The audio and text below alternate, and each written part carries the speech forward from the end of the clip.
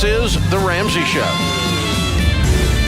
You can be intentional about your character. You can have money and a career.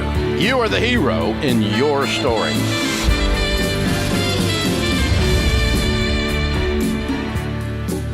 Live from the headquarters of Ramsey Solutions, it's The Ramsey Show, where debt is dumb, cash is king, and the paid-off home mortgage has taken the place of the BMW as the status symbol of choice.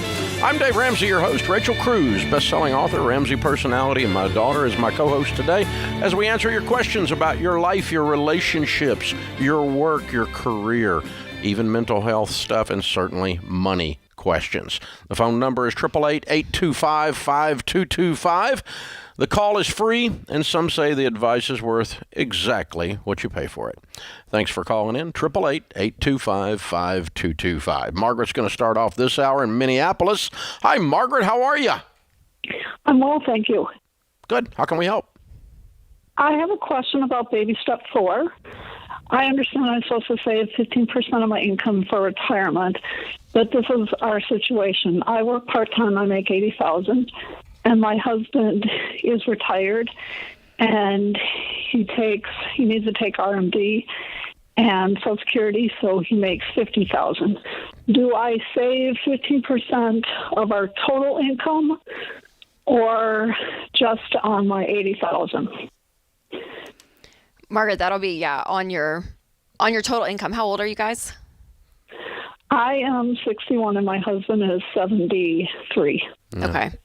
And you said you work part-time making 80? Yes. Nice part-time job, Margaret. Say. Way to go. What do you do? Well, I'm a physical therapist. Good for wow. you. Good for you. You built your career up fabulously to be able to monetize it that way. I'm proud of you. Excellent job. Here's the thing. All we're saying is it smarter to save more or save less? The answer is almost always save more. The only problem is I love to save money, and I could put in, all my money with Roth and health savings account and the 403B and the 457.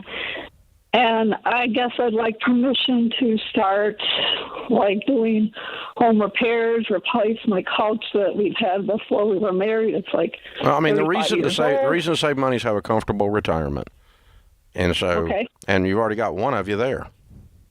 Yes. So, if you want to save a little less and you think you're going to be comfortable, that's okay. But generally, Rachel's answer is we generally just go, your household income, whatever the source is. But you're kind of like 1 foot on the boat and 1 foot on the retirement boat and 1 foot on the dock where we still work, and the boat's not left yet. So you can do either one. You can go either direction. I think you're going to be okay is the way I think I'm hearing this. How much money you got in your investments now? Depending on the day, but 800 plus 1,000 in retirement accounts. Yeah. So you're a millionaire. Way to go, kiddo. Yeah. So I think you're going to be okay. You don't think you're going to mess this up either way, are you? No, because I don't know that I'll ever retire because I'm a farmer's daughter, and farmers never retire. Well, there's not many 90-year-old PTs, so eventually you'll back off of it. Correct, and yes, it is labor intensive. Yeah, it is. It's hard work, farmer's daughter. So look at you. You're amazing. You're a rock star, kiddo. So you're a millionaire. Do you have to save more? No, you don't have to save more. If you want to save more, you can. So you can figure it on either one, and we're going to call you having won. Okay, touchdown. Way to go. You just won. But the floor is that 15%. That's the lowest at that point, though. In general, yes. But, at retirement, do you say 15 when you're both retired? Sure. Do you say 15% of your investment income off of the money you've saved your 15% for? No. But she's 61, making $80,000, working part-time. So 15% of hers would be a minimum. Yes, that's what I was saying. I misunderstood, yeah. Yes. But 15% of household, in general, that's fair, yeah. 99% of the time we get this question. I don't know if I've ever answered that question that way. Yeah. 99% of the time it would be 15% of your household income, just shut up and do it. Yes. Because that's going to get you to where Margaret is. That's the whole idea. Yep. Baby steps millionaire, right? Way to go. Man, so cool. David is in Albuquerque. David, what's up? How you doing? I want to say thank you so much for everything you guys do at Ramsey, first of all. Thank you. How can we help? And I apologize a little bit to Callie because when she first called, I was so excited she picked up. I misstated my question, but it's pretty close. Okay. I just finished baby step 2. I'm working on baby step 3. And I'm thinking ahead to baby step 3B to save for a house. And what I'm getting stuck is I got my credit card still open because I have a high credit score. And I don't know, am I supposed to close them or keep them open to keep the credit score up until I buy a house? It's a great question. That's why I'm confused. Yeah, it's a great question. And I feel like it's a topic that we tackle a lot because there has been this mindset, right, in our culture that the credit score is everything, right? And so in order to buy a house, you have to have a great credit score. If you want to have a great life, you have to have a great credit score. So if you remove debt from your life, if you close all your credit card accounts, which we do recommend, by the way, and you say, okay, I'm done with debt completely, what happens? Well, over 12 to 18 months, your credit score is going to go down to undetermined. It's going to basically go, you're going to watch it just go down, down, down. But here's the deal. The only reason you need a credit score is to go into debt. And so we don't believe in going into debt anymore because you're debt free. But for a mortgage, it is the one type of debt we won't yell at you for, but you can get a mortgage actually without a credit score. So it's a process called manual underwriting. So you have to be current on your job for 2 years and you have to be current on all of your bills. So you have to have evidence of, everything from electricity or cell phone, just proof that you pay bills on time for 2 years. And a mortgage company, Churchill Mortgage is one that we recommend, but they will actually underwrite you the mortgage without a credit score. But the danger is that if you're going into this, they will pull your credit score when you go to take out a mortgage. So you do have to make sure that it's to the point, because if it is a bad credit score, right, not undetermined, but it is lowering, they can pull that and that'll ding you. So you do have to get to a point where your credit score is undetermined, basically, and then they can start that process of manual underwriting. And the detail is you have to have every single account closed and a zero balance. A zero balance, and it has to be closed. Otherwise, it's still showing as activity, and so it's still plugging into the FICO score algorithm, and it's going to create a score. And so if you have one account open and all the rest are closed and it is zeroed, you're going to show a low score. Your score's going to drop, and you don't want to do that.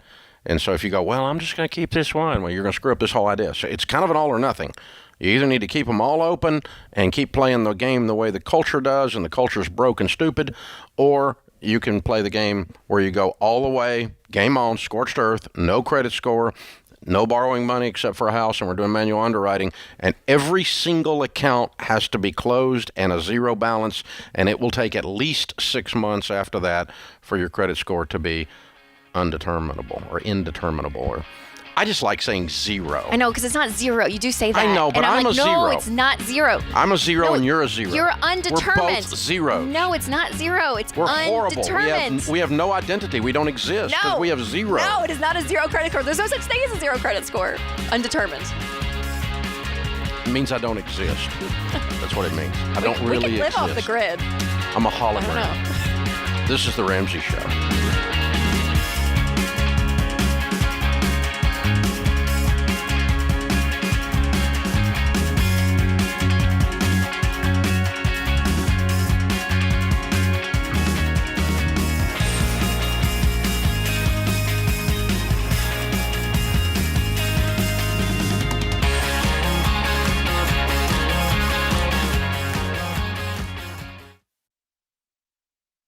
Life is full of firsts.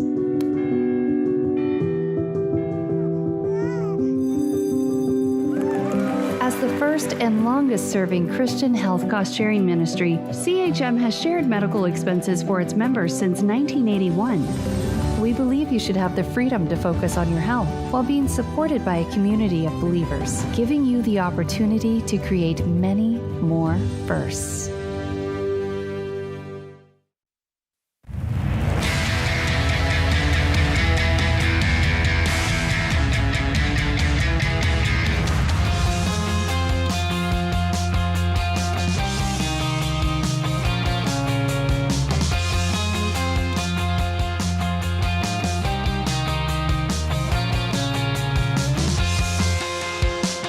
Rachel Cruz, Ramsey Personality, is my co-host today. Open phones at 888-825-5225. Paying off debt is smart. Saving and investing is smart. But there's one key to winning with money that people overlook all the time, and that's the defense side, protecting your finances. And that's where insurance comes into play. It's one of the areas you can do for defense. You got to do offense and defense to win the game.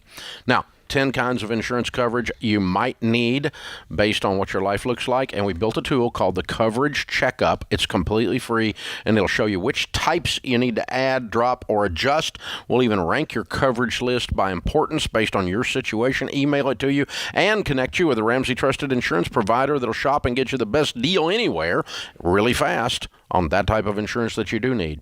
And you're going to see some insurances you probably need to drop that you're getting ripped off on. So seriously, could be really valuable 5 minutes you spend right now. Donald wrote in and he says, I like how, and I do like how he put it. He said, for anyone who's not completed this checkup, do it right now. You never know when something will happen, and you never want to leave your family in a bad situation. That's exactly right. So check it out, RamseySolutions.com/checkup. It is a free insurance checkup, the coverage checkup at RamseySolutions.com. Emergencies aren't really emergencies. We pretty much know they're coming. We just don't know when. They're not really unexpected. An unexpected event is something you never expect to happen. But things like that happen all the time, and that's why we need to go that direction. Open phones at 888-825-5225. Jared is with us in Minneapolis. Hi, Jared. Welcome to the Ramsey Show. Hey, Dave. How you doing? Better than I deserve. What's up? Well, we have completed most of the baby steps. We are now max funding 15% between our Roth 401k through work and our Roth IRA. Mm-hmm. And we have some money. My wife needs a new car. Our household income is $160,000 a year. Mm-hmm. And we are ready to pay about $25,000 cash for a new car for her. Good. However, that being said, the used car market is ridiculous right now. Agreed. And, for example, I just out of curiosity put in an order on a Ford pickup truck. It's like the little Ford Maverick. I built that for $22,000, and it's going for $35,000 used on the used market right now. So I'm just wondering, are we in a situation where it might be acceptable to buy new if you've got the cash for it rather than buy used? Because I'm going to reap several benefits just from warranties, it never being driven by somebody else, and all that. Yeah, I mean, the reason for our no new car rule before you have $1 million net worth is because you can't take the hit when you drive it off the lot, right? How much it loses in value. But now it's the only time I can remember, so I'll be so curious. It's the only Dave, time in history. No, and you're right, Jared. My husband and I, we were looking for a new car, and we even, Kelly Blue booked our van. We bought a new van in 2019. We can sell it today for $2,000 more than what we paid for it in 2019. Like, it's bizarre. So in my opinion, I mean, if it's cheaper, but can you get the truck though? That's the thing. Is that we were looking at cars. You're not going to get that truck, dude. It'll take 4 months. It has a build date of April 18th. Yeah, it has a build date, but you haven't talked to the dealer yet about how much they're going to mark it up above MSRP, because dealers are dumping on these MSRPs all over the place. Just make sure you get solid numbers though. But here's the deal though. I have in writing. You have it in writing? In writing from them, they're not going to do that, which I'll contest as they do. Either they do bump it up, it'd still be worth less than what it would be used. Yeah. So what's your net worth? Probably about $100,000 right now. We're both 24. Mm-hmm. We are debt free. So here's the thing. You can do this. Here's the danger if you do it. All right. The danger is, number one, I don't think that this is going to fly. I don't think it's going to work, because all the people I'm talking to in the car business are marking up everything. And so I don't know that you're going to take delivery on this like you think you're going to. You might. You might pull it off. In which case you could sell it the next day for a $10,000 profit. And so that just sounds a little whack to me, doesn't it to you? Generally speaking in my life, if something sounds too good to be true, it's 'cause it is. So that's a problem. That bothers me here. The second thing is this. I don't want you to get in the habit of asking the wrong question. Right. And the wrong question is, how can I figure out a way to violate a proven system towards wealth and still be okay because I want a truck? And okay. So, no, seriously, this is a problem. I don't know if I agree. I don't know. Hold on. Jared needs a new car. Jared sees a used car. It's still the wrong question. For 20. No, if I need a new car, one costs me $26,000 and a new one costs me $22,000, and I have a letter, which that may be all not real. We'll see. We'll see. But to me, it's math. Like the reason the new car principle is math. Like back so what happens 3 years 5 years from today? What happens 30 years from today to Jared if he keeps asking questions that he's trying to figure out a way to make everything okay that he wants to do? I don't think he is. I know, but this rationalization process that people use is what gets them in trouble. Okay, and but so here's a good idea. It's just numbers. Cars go down in value. Don't buy expensive cars when you're broke and 24 years old. Don't do it. But expensive car, though, is by the number, though. I understand. But there's a reason that for 30 years I've taught people not to buy new cars until they have $1 million net worth. There's a reason. And the reason is... because they go down in value like a rock. So do the used cars. Yes. And if you buy a 35... So my advice would be completely different. My advice would be, don't buy a car right now. It's a horrible time to buy a car. Oh, no. It's a horrible time to buy a car. Answer C. So we didn't even go there. And I've got the money to absorb the blow, and my net worth is considerably more than $1 million. But if I was getting ready to buy a car, it wouldn't be this year. I'm going to drive what I got and let this crap work its way out. Okay, but what if, for people listening though, because I literally, one of my friends who her van died, they took it and they were like, it's basically total. Well, if you don't have a car, you got to buy a car. Yeah, that's not what I'm talking about. Okay. I'm saying if you're just sitting here and you're going, I'd like to upgrade. That's It's a fair. crummy year to do that. That's fair. Totally. It's a horrible time to build a house. Yes. Right now. Yes. Because the materials and the subs and the GCs are nuts. Totally. I know. But if Jared had to buy a car, though, what would you say, though? If he was homeless, I'd tell him build a house. If he had to buy a car, I'd tell him buy a car. And buy a new car or used car? You didn't answer it. I really wouldn't. You would get the $26,000 used one? Because number one, I'm not buying the premise that it's all going to work out. Okay. Because, I was with a guy the other day on the lot looking at $104,000 car. Wait, you said you were going to buy a new car. I said I didn't say I was buying it. I was with a guy. Oh, okay. It's a $104,000 car that you can't find. Yeah. And they're brand new, and you can't find them. They're short on inventory, like all cars are. Yeah. You know what they're selling it for? $140,000, brand new. They marked it up $36,000 over MSRP. The dealer did on a brand new vehicle. That was sitting in the lot right there. Yeah. And I don't care if it's a build order or not. It's going to land on the dadgum lot. Yeah. And that dealer can only get so many of each allocation of each vehicle. Yeah. And they can mark them up $30,000, or they can sell you one at what you built it on the web for. So what, I ain't buying it. I know, but what is that thing? But what is it, though? When you can build it online and buy it, how do they, I don't. Listen, I'm just telling you, the pressure is out there right now. And until the pressure subsides, you're going to have to be careful. Yes. You have to be careful. Yes. And don't get in the habit of trying to figure out a way to do things that are perpendicular to what you know to be true. Yep. That's a bad habit to put yourself in. Fair. It's a bad question to ask in that sense. I'm not saying him asking the question was invalid. I appreciate the discussion. I like talking about it, arguing with you about it.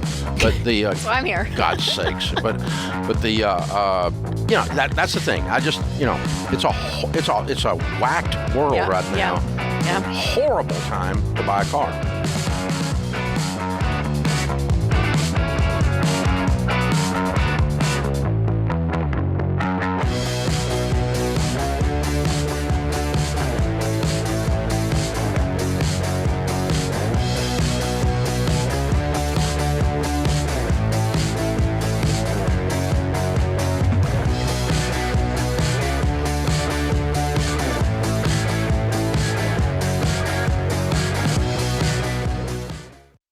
If you're not using Pure Talk for your wireless, you're paying too much. Pure Talk gives you the same great 5G coverage on the same 5G network as one of the big guys for half the cost. The average family saves over $800 a year. Go to puretalk.com and choose the affordable plan that's right for you. With their 30-day risk-free guarantee, you have nothing to lose. Go to puretalk.com and enter the promo code Ramsey to save 50% off your first month.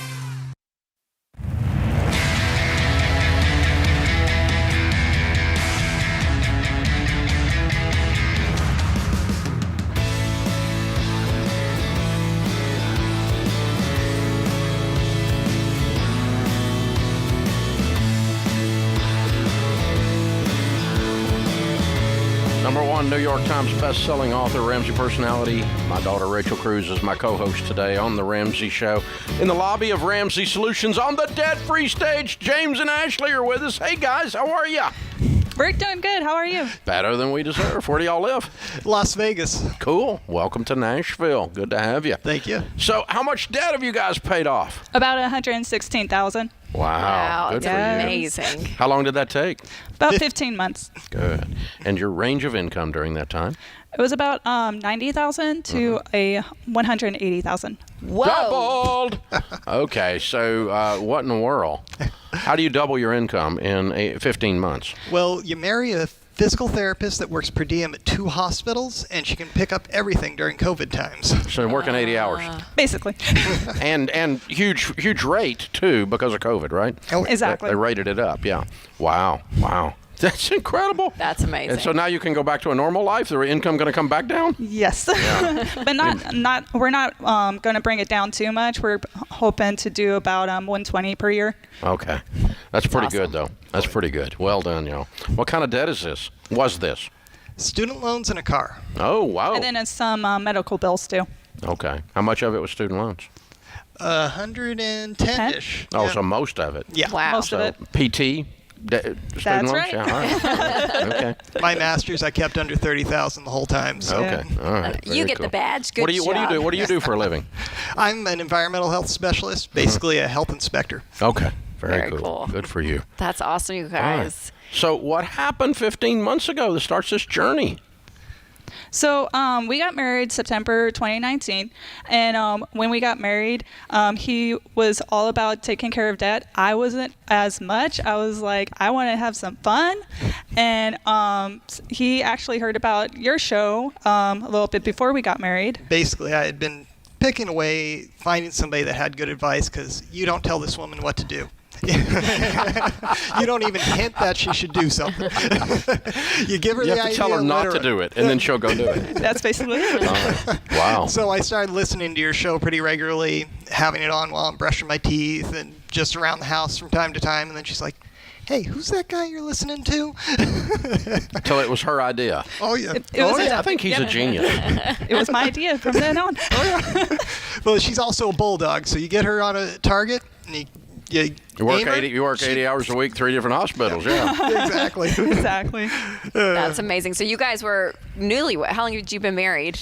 You got married September. September 2019. So how many months then? I'm trying to do the math in my head. So we're married.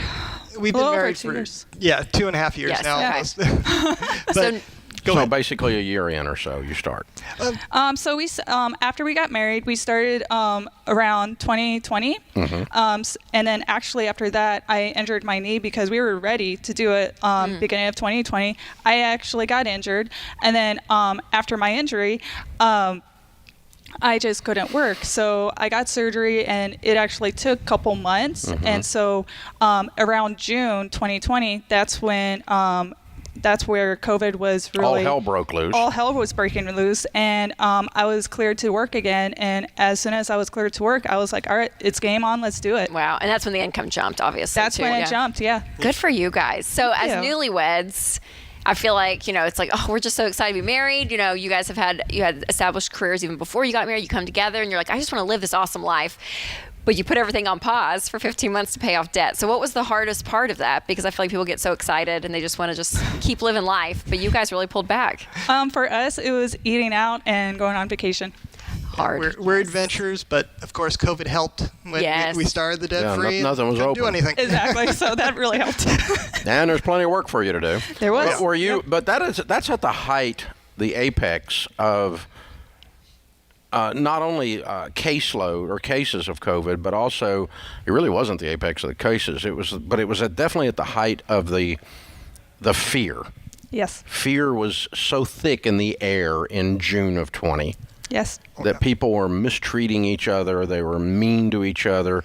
If you went to work, you were evil. If you didn't go to work, you were evil. If you did whatever. Were you scared to go to work at that time from the standpoint of COVID? So at the beginning, it was a little bit scary because everybody was still trying to figure out how to deal with COVID and how to better protect yourself, especially in the hospital where COVID's going to be. where COVID's going to be, and just learning like what type of protective equipment that you need. But over time, it just seems like it got easier. Good for you guys. That's awesome. Did y'all have any cheerleaders during this time? People that were for you and supporting you? Both of our parents were really big cheerleaders for us. They were like, this is awesome. Like, they were with us the whole time. And then I was talking to some of my coworkers, some of the nurses. They thought it was really awesome too. Yeah, I've had a coworker at work also, Bobby Donald. He's an awesome inspector too, but he's stuck in ish because his wife isn't as easily. Sorry. You'll have to teach him your technique to make it her idea. Yeah, that's great. Very good. Way to go, awesome, you you guys. guys. I'm very proud of you. What do you tell people the key to getting out of debt is? Honestly, for us, we both have a little different standpoint. You got to be a team, is my view, because there's no way you're going to get through it alone. And then for me, is the motivation. It's just trying to find that motivation to go to work day after day. Like you said, 80 hours is like you get pretty run down. Yeah. So listening to your Especially PT, because that's like real work. Exactly. And then but listening to your show before and after I go to work, it really helped. It's awesome, you guys. Way to go, you guys. So, Ashley, I'm curious. He said teamwork, and it's obvious you guys did do this together, and you were very in sync. But he also talked about how tough it is to get you on board to do stuff, and Yes. that you think you have your independent thought, Yes. and so forth, which is good, strong. And so, did you see an unexpected benefit of you guys working together that you didn't see coming? We got really close during this. With us being on different pages, I think once we're on the same page, it just made our relationship a lot closer. And I feel like from here, we're able to discuss it a lot better, and be on the same page, really. We're a lot more effective at making plans together and actually seeing a goal and an insight. So, yeah, the weird byproduct is what I was observing is in a brand new marriage where one of you is super strong like that, learning to work, this forced you to learn to work together, maybe where you might have gone years before you did that, before you learned that skill of working together. Yeah. And that's what I thought I was observing. So, way to go, y'all. Thank I'm you. so proud of you. You're neat. You're fun people. This is so fun. Well done. So we got a copy of Baby Steps Millionaires for you, #1 bestseller, and that is definitely the next chapter in your story. You'll finish up your emergency fund now and get that retirement going, and you'll be millionaires before you know it. And I can tell that you're not afraid of hard work. You're not afraid of a challenge. You're not afraid of an adventure. You're going to have some fun, and you're going to get this done. So very well done. Also a copy of Total Money Makeover. You can give it away to some friend that was a doubter, and maybe that guy's wife. Yeah, we'll get it going. Right? Yeah, you never know.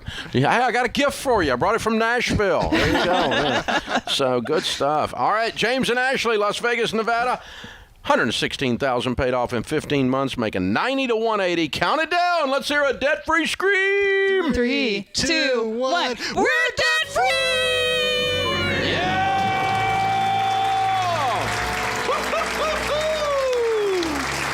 Wow. Amazing. Very, very powerful. You know, Rachel, when you and Dr. John Deloney do the money and marriage events, it is solid material that teaches couples about their marriage and about their money and about working together on that. And we see in the actual data how much the probability goes up of someone not only getting out of debt, but becoming wealthy when they work together. Oh, absolutely. Because, I mean, it's like you're putting two minds and even mathematically two incomes. Everything is put together. So it doubles in efficiency. And then the intimacy and the fact that you're doing the impossible together gives you that much more fuel as well. So yeah, you see it all the time, and it's awesome. It's amazing, and they're proof of it. Yeah, for sure. They are real proof. I mean, that was neat. That was neat watching that happen right in front of us. Good stuff. This is the Ramsey Show.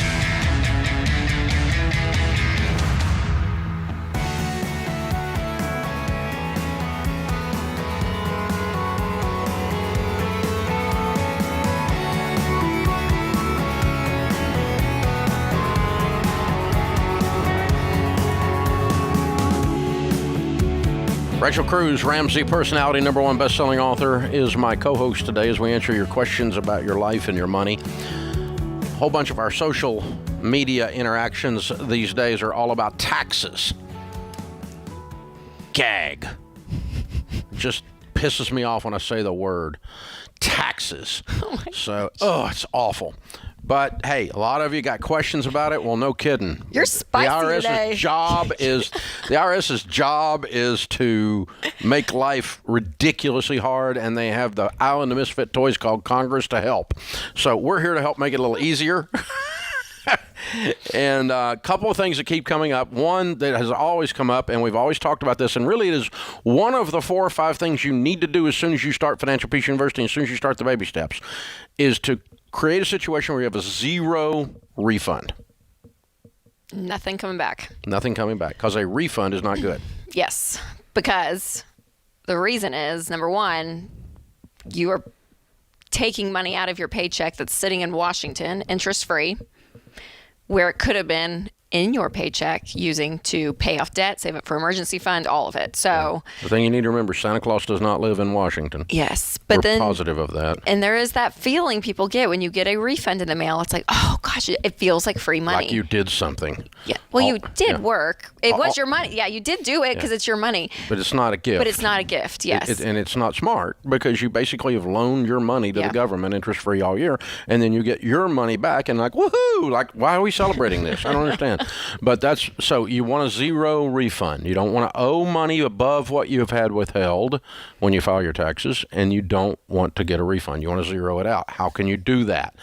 Well, a quick and dirty way to do it is, if nothing has changed in your situation from the last year, and the tax law has not changes have not impacted your situation, then you say, well, last year I got a $3,000 tax refund. The year before I got a $3,000 tax refund.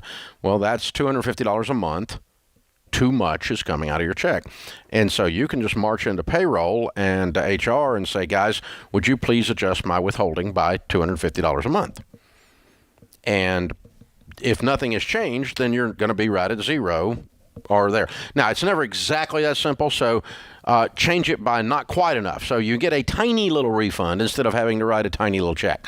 But that's if nothing has changed. Now, if you bought a house, you had a kid, you moved states, you run a business, it's not going to be that easy. Right. Okay?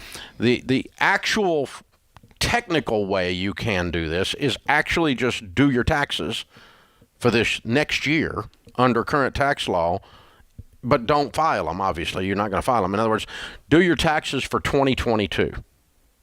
Pretend like you know what you're going to make, and do a tax return, a fake tax return, that shows exactly how much tax you owe, and have that much taken out of your check in this year. And you over will be 12 months, so you have predicted your actual tax bill and had that actual amount taken out, and that should be zero. Yeah. If you predicted accurately, what your tax bill will be. And so if you do your taxes in advance, you can zero it out every time. I have not done that. I've done the quick and dirty and rounded down and all that in the past before the tax returns got so complicated at Ramsey. But you could, if you want to be real nerdy, that's another way you can do it. The second thing that comes up is, what do we do if we have a side hustle? Yes, because that's everywhere now, whether it's Yeah. driving for Uber or picking up. I mean, it's constant. A lot of work from home is 1099 now. Yes, so that's what I was going to say. Freelance. Most of it, yes, Freelance. yes, will be that 1099. Yeah. So, basically you are self-employed for that portion of your income. And self-employed people are required to file quarterly estimates of taxes. And the way that's calculated is the income you produced with your business, your side hustle, your 1099, your freelance. It's all a business. It's going to be filed on Schedule C, which is a tiny little form, one-page form on the back of your tax return that you add for your self-employed income. And it's basically your gross revenues for your business, what you made, minus any business expenses that are deductible, creates the actual profit of the business. So that's three numbers: 1 minus 2, or 2 minus 1 equals 1. 3 minus 2 equals 1, whatever. So what you brought in minus your profit, or minus your expenses, equals your profit. Your profit times your tax rate is your tax bill. Yeah. Your tax bill on that money, and you're supposed to file that one little piece of paper that shows income minus expenses equals profit times tax rate, with a payment for that tax bill each quarterly. They're called quarterly estimates, and it is one page. There's not much to it. Yep. But if you get confused about that or zeroing your taxes out, you can always go to an ELP at Ramsey, and figure it out what you're doing, and they can help you do either one. Help or you even zero it Smart out. Tax. Yeah. We have now. Okay, so I used Uber as an example, and I should know this. I don't. If you work though for a company, and it's not just yourself, when does it become freelance? Like when does it become? Uber is all 1099. That will be 1099. You're not an employee when you work for Uber. You're not an employee. You're not signing an employee agreement. Now, if you work delivering pizzas, you're an employee. Yeah. That's different. But Uber's all 1099. Real estate agents are And I all. wonder, like Airbnb, when you make That's all 1099. income, yeah. It's Okay. all 1099. Well, that's investment income there. That's managing a rental property with a rental income. So if you Airbnb your house, that's considered. Oh, if you Airbnb your house, I don't know. Which is what most that people would do. probably fall under small business. Okay. Again, you need to get tax advice. The last one that's driving everyone crazy, including us, is the Biden administration has completely lost their minds and changed the child tax credit to the point that no human can understand it. And we were considering attempting to explain it, but it's just not explainable on the radio. So here's the thing. The tax credit for a kid under 17, if you have children, used to be $2,000. And now a tax credit is different than a tax deduction. A tax credit comes off your tax bill. So if you had a $3,000 tax bill and you had one child, you'd reduce it by $2,000 and you only have a $1,000 tax bill. That's how a credit works. It's an actual dollar for dollar. A deduction is not the same thing. Now, here's the thing. The credit used to work before the American Rescue Plan, which is a stupid name. When did that come in? Was that during COVID though? That was 2020. That was Trump. That was Trump. The government's coming to rescue you plan. Oh, help me, Lord. And so before the only option was to claim your tax credit when you filed your income taxes. Now you file your tax. It all changed in 2021. And of course you're going to file again. it. Yes. You're going to file it this spring. Yes. To get your tax credit. And now it is $3,600 for kids 0 to 5, $3,000 for kids 6 to 17, and $500 for kids aged 18 to 24 who you claim as a dependent because they're enrolled in college. So if you got a 21-year-old, you can claim them now at $500 worth, just because they are dependent on you. They're not filing in their own tax returns for any reason in that case, which would be dumb on a whole lot of fronts. But anyway, they could do that. To get So we could go a lot of this is unbelievably convoluted and complicated, and I wish there was a way I could just be brilliant and make it simple for you, but it's impossible because they've just added another volume to the tax code to try to confuse the crap out of you. So what I would tell you to do on this is there's a blog at RamseySolutions.com, and if you want to nerd out and go into the details, there's a full blog on the child tax credit changes. And if you want to nerd out, you can read through it, and you will actually understand. We wrote it in a way where you can actually understand it. But I just don't think it translates to me reading it over the radio, so I'm not going to do it. But the bottom line is the child tax credits are larger than they used to be. They're broader than they used to be. The way you receive them is even different. The way you receive them is different. It's worth checking into because you're getting more money in most cases than you used to get. But you need to understand it. And so do the investigation. Don't just let this happen to you. And then you'll figure out how awful it is when the government comes to your rescue. This is The Ramsey Show.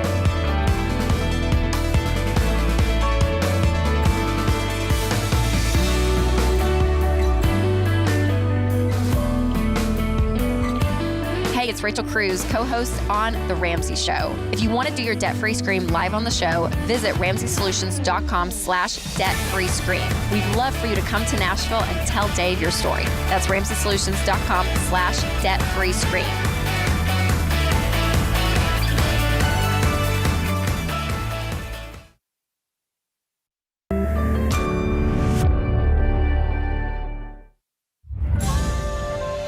This is The Ramsey Show.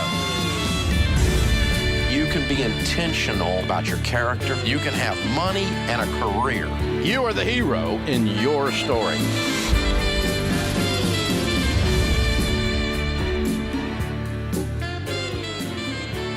Live from the headquarters of Ramsey Solutions, it's The Ramsey Show, where debt is dumb, cash is king, and the paid-off home mortgage has taken the place of the BMW as the status symbol of choice.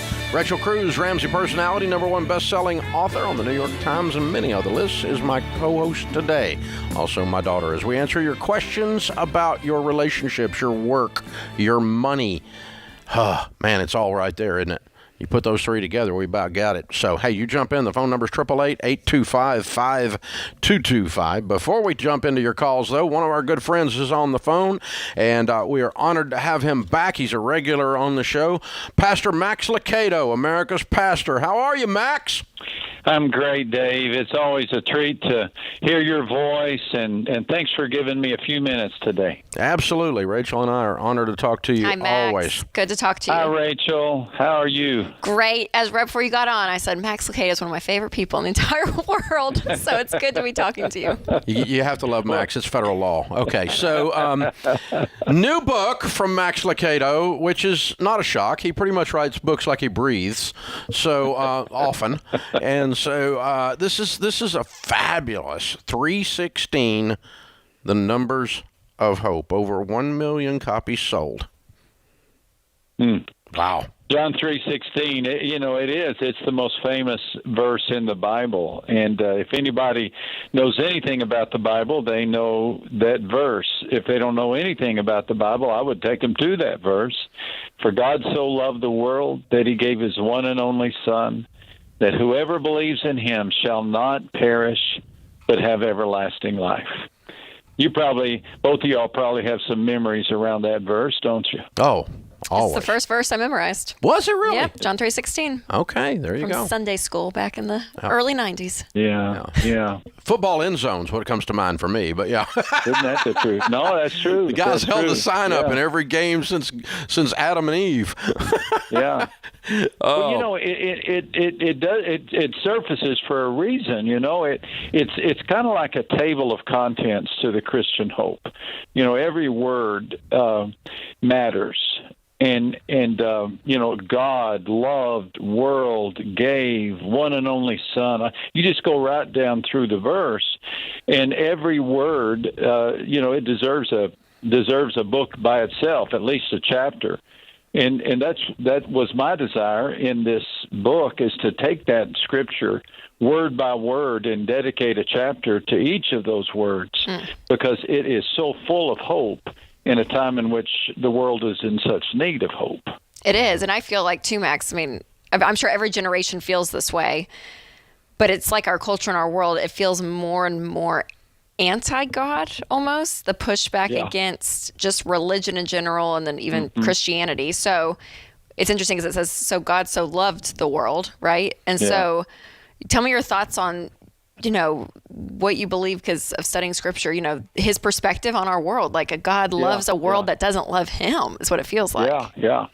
Well, you're spot on, Rachel. There's something going on these days. Depression is on the rise.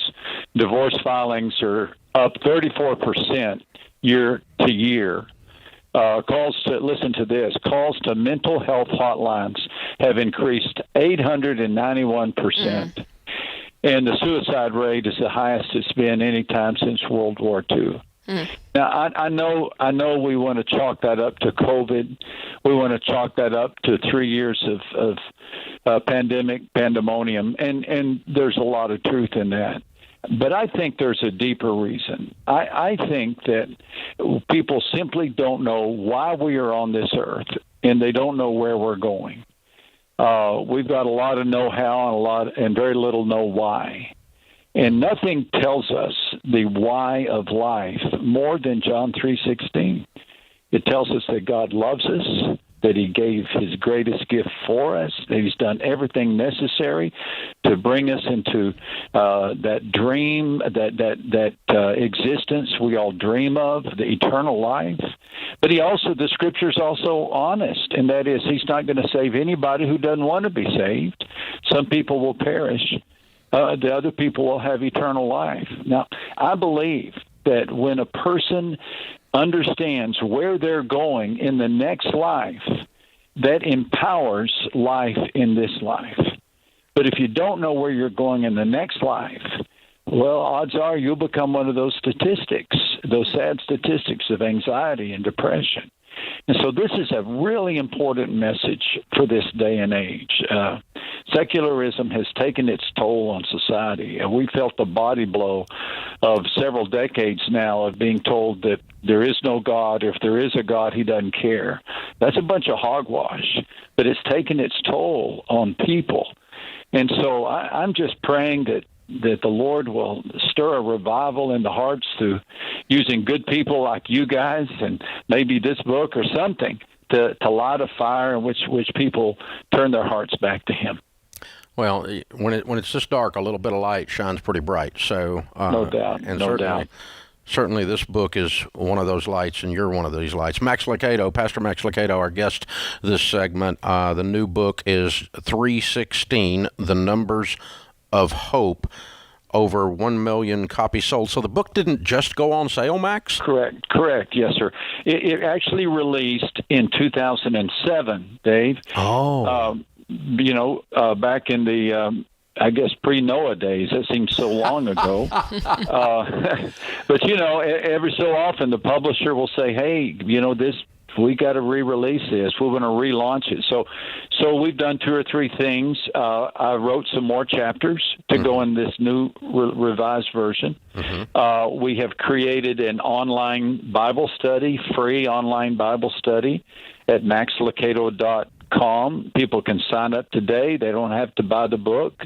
They can study this verse we got a goal of 316,000 people going through 316. Oh. And also, this is the first full-length audio book I've ever recorded. Really? And so, I've just never done it. I've always had voice issues, so I bailed out. But, oh, my gosh. But I thought, I'm going to record this one myself. Yeah, this one did matters. A few extra things to relaunch it. Yeah. 316, awesome. The Numbers of Hope, on sale where any good book is sold. And I certainly have my copy to go in my Max Lucado library now, which I think is pretty close to complete. I have I've been collecting them from you for a long time. We've been friends a long time. It's a great honor. It is a great honor. It was a great honor for me. I remember the first time I went, I get to have lunch with Max Lucado. Oh, my gosh. 145 million products in print, translated in 45 languages. So if someone is considered an expert in something, I think Max Lucado is considered an expert products on loving in print. Jesus. Let me just tell you, that means he's sold over 100 million books. That's a lot. Yeah, there's very few authors even do a tenth of that. The authors that are famous don't do a tenth of that. So, Max, thank you, brother. brother. Appreciate having you. Yes, sir. Pastor Max Lucado, San Antonio, Texas. The book is 316, The Numbers of Hope. And don't you know, we all need hope right now, more than ever. This is The Ramsey Show.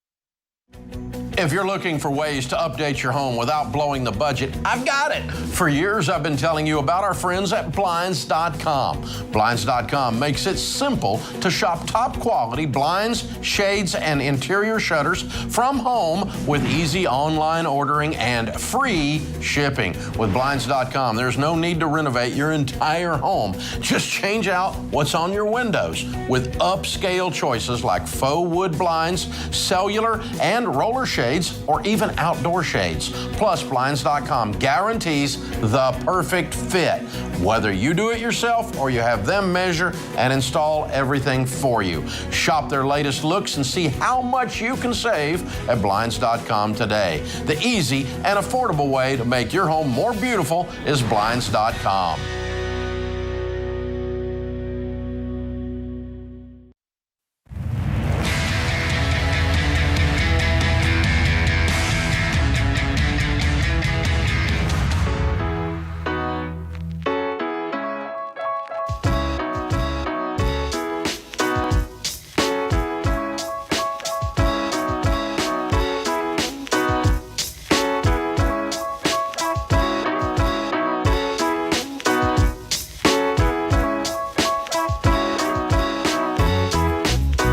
Ramsey Personality is my co-host today as we answer your questions about your relationships, your mental health, your money, your career, your work.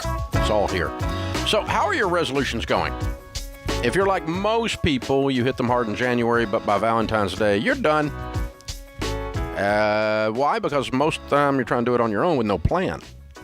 So if you've decided to take control of your money this year, don't do it alone. Get the support and accountability you need by joining a Financial Peace University class. You're going to go through a proven money plan with other people who will help you stay motivated. They'll encourage you. They'll hold you accountable because they're trying to do the same thing you are. And right now there are hundreds of Financial Peace University classes getting started, both in person and online. So no more lame resolutions. Make 2022 the year you actually get control of your money. And don't try to do it alone. Find a Financial Peace University class to get started right now with a free trial at RamseySolutions.com/FPU. RamseySolutions.com/FPU. I was flying home. Where was I? Oh, we were on a trip last week. It was last week on a Southwest flight, and I didn't check in. That's a rookie mistake when you travel. Didn't check in, so I got the C boarding group, so which means you get the middle seat, like so Winston and I had to split up on the way home. So I was sitting in the middle talking to this guy next to me, and he asked, so what do you do? And sometimes I'm like in the mood to chat, sometimes I'm not. I had a great book, and I was like, I really want to read my book, so I just said I'm in finance. So I just made it broad. He's like, cool. Which means don't talk to me. Yeah. Well, I was like, I don't know. It sounds boring, and maybe there won't be a follow-up question.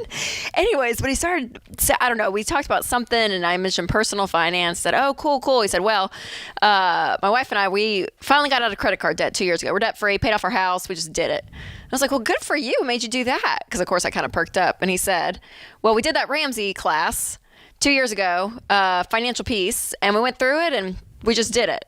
And I was like, that's amazing. I said, congratulations. I know it takes a lot of hard work. All in code. You never told him. You never told him. No, because I wanted to read my book. But I congratulated him, though. But all that to say, no, that's not. No. I was flying under the radar. I was flying, but we sat there and talked about how exciting it was for him. And I was excited for him. So, we talked about it. Yeah. But all that to say, FPU, there it is. If he'd had any idea he was sitting next to Rachel Cruz, he would have gone bananas. I don't know. But Are anyways, you not in the curriculum, like as part of the FPU lessons? Aren't you? I am in it. Yeah, I'm in it. But Rachel traveling maybe look a little different than Rachel on video with makeup. With hair, you don't do hair and makeup. You don't have a hair and makeup lady when you travel. Yeah, no. My glam squad decided not to come, James. They didn't come this trip. But all that to say, the FPU, it's a thing. I mean, it really does. It has helped obviously millions of people. But it's the thing, you guys. If you feel like you're kind of like back and forth about stuff, just do it. It's 9 weeks. That's what he said. Just do it. Yes, I know. So anyways, that's good. It's a good story. That's fun. I like that. Under the radar you are, huh? All right. Flew right under. Incognito Rachel. See, he probably thought if it was Rachel Cruz, surely she'd at least have so. a group on Southwest. There I am. Man, Southwest version of first class. Rookie mistake. I can't believe all I have to do is wear a hat and I'm invisible, so it's okay. Right. It's not my makeup's not my issue. So.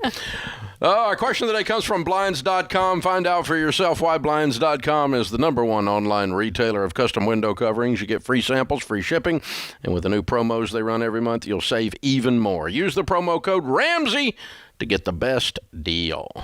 So today's question comes from Trevor in Idaho. I'm looking for advice on transitioning between baby steps 2 and 3. We will be debt-free soon after a 27-month journey. My wife wants to celebrate with a vacation. I get that. That would cost around $2,500. However, I want to continue ASAP on our emergency fund. Should I get on board with delaying the emergency fund for a small vacation? Great question, Trevor. So, the rule of thumb is between baby steps 1 and 3, you're all in. Because if you go on vacation and you only have $1,000 in your emergency fund and something happens, you're kind of screwed. So the idea, maybe you just do the emergency fund up to 2 months, 3 months. 3 months. Yeah, 3 to 6 months of expenses. Yeah. Before the vacation. Here's the thing, man. You are yelling. You are yelling into the universe. Please kick my butt. When you do this, when you go on a vacation and you don't have an emergency fund, you're asking for something to break. You're inviting trouble into your home. And it's just the way it works. I mean, the funniest thing is when you get an emergency fund, you virtually quit having emergencies. It's the weirdest thing. It's like it's Murphy repellent. And so you don't want to do this, man. I mean, your transmission's going to go out if you do this. It's not. You don't want to do it. It's not worth it. So it's not. Yeah. I get it. I whine too. I want to do that and I can't get that done. And we all whine. We all have a whiner inside of us. And your wife is just whining a little bit, and I don't blame her. I understand. Y'all been busting it for 27 months, so now you're going to have to bust it for 32 months, and then you're going to go on vacation. Mm-hmm. That's what I would do. I wouldn't go. I would be scared. 30 years of doing this, I can just tell you, it's a weird statistical thing I have observed that you are asking for it. And I always think too, Trevor, what are the things that you guys can do to alleviate some of the he's just been busting it. So maybe it's like, hey, because you've paid off debt. So maybe it's like once you hit that 1 month emergency into the 3 months, go on like 2 great date nights, kind of scratch the itch without having to just do a vacation. I would, if you want to spend $300 on a dinner, I'd do that. Right. Maybe I really wouldn't do that, but I'd do that before I'd go on vacation. Yes. If you've got to do something to blow the pressure off, if you got to satisfy the whiner inside of you, and again, I'm admitting I have one too, okay, so it's not me yelling at you, but if you kind of got to go, okay, all right, we're going to do a little dinner here, and then we're going to be back game on, and then we're never going to have to be this way again. Right. The beautiful thing about finishing baby step 3 is you should never have to deal with it again unless you have a major emergency and have to recoup your emergency fund, but by the time that actually happens, you're going to have money, so you're going to be all right. Yep. But this is like forever and ever, we are done. Don't go back in debt. Don't ever be without an emergency fund. It changes everything. It gives you the bandwidth and everything. So I get it, but I think if we can just talk about this out loud as a couple and go, yeah, we're both tired and we're both whiny and we both want to do it, but really, this is time to put your big girl pants on, big boy pants on, and suck it up, buttercup. Finish it up, man. And there's still the momentum, right? So once you're debt-free, just keep plowing, man. What was going out to payments, just keeping that momentum of all that cash just piling into that emergency fund. But it's hard. Baby step 3, I talk to a lot of people, and it's the hardest. It's one of the hardest steps. Because it's so boring. Well, it's just boring. Paying off debt, there's some excitement. It's like, gotcha, you're dad. Right. But the other's just like, get a little money, get a little more money. It's just kind of boring. It is, totally. It's hard. And it's anticlimactic after doing your debt-free scream, Yeah. And it's just, I get it, but dude, it's grown-up work. It's just adult stuff. We have to do it. And baby steps 1 through 3, until you have that done, you got to be game on. Rachel's right. So, but we're trying to say we understand, but that doesn't mean I would do it. Understanding, feeling the pain with you doesn't mean I would, put yourself in a bad position. Make yourself vulnerable like that, because you're just asking for your stupid tire to blow out, and then the second tire to blow out. You got one spare, but then the other one, and now you're on the side of the road, and now vacation looks like a dadgum movie scene or something. It's a country song. It's awful, and that's what ends up happening. So it's just interesting to me that when I was broke, stone cold broke, no money, which is kind of where you are right now. You're debt free, but you're broke. Is when everything bad happens. But as soon as you start not being broke, it's like the bad stuff goes next door to the other neighbor. It's like not all of it, but a bunch of it does. So it's just turns a crisis into an inconvenience. That's what you always say about the emergency fund, which is true. When you have the money, it just kind of becomes like an eye roll versus it takes out your whole world. This is the Ramsey Show.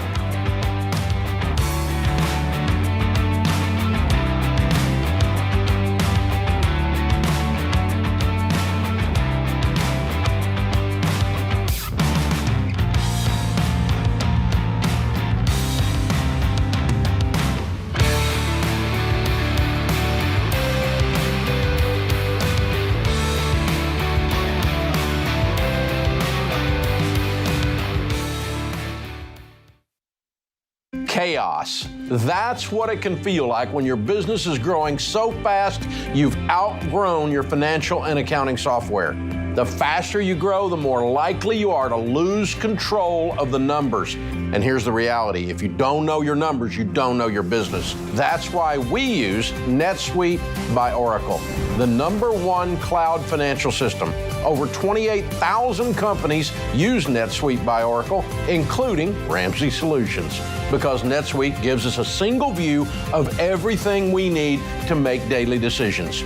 Whether you're making a few million to hundreds of millions a year, NetSuite gives you the visibility and control of the things you need to grow, like your financials, inventory, HR, planning, budgeting, and more, all in one dashboard. Go to netsuite.com/Ramsey right now to get their free white paper. Jumpstart your CFO career.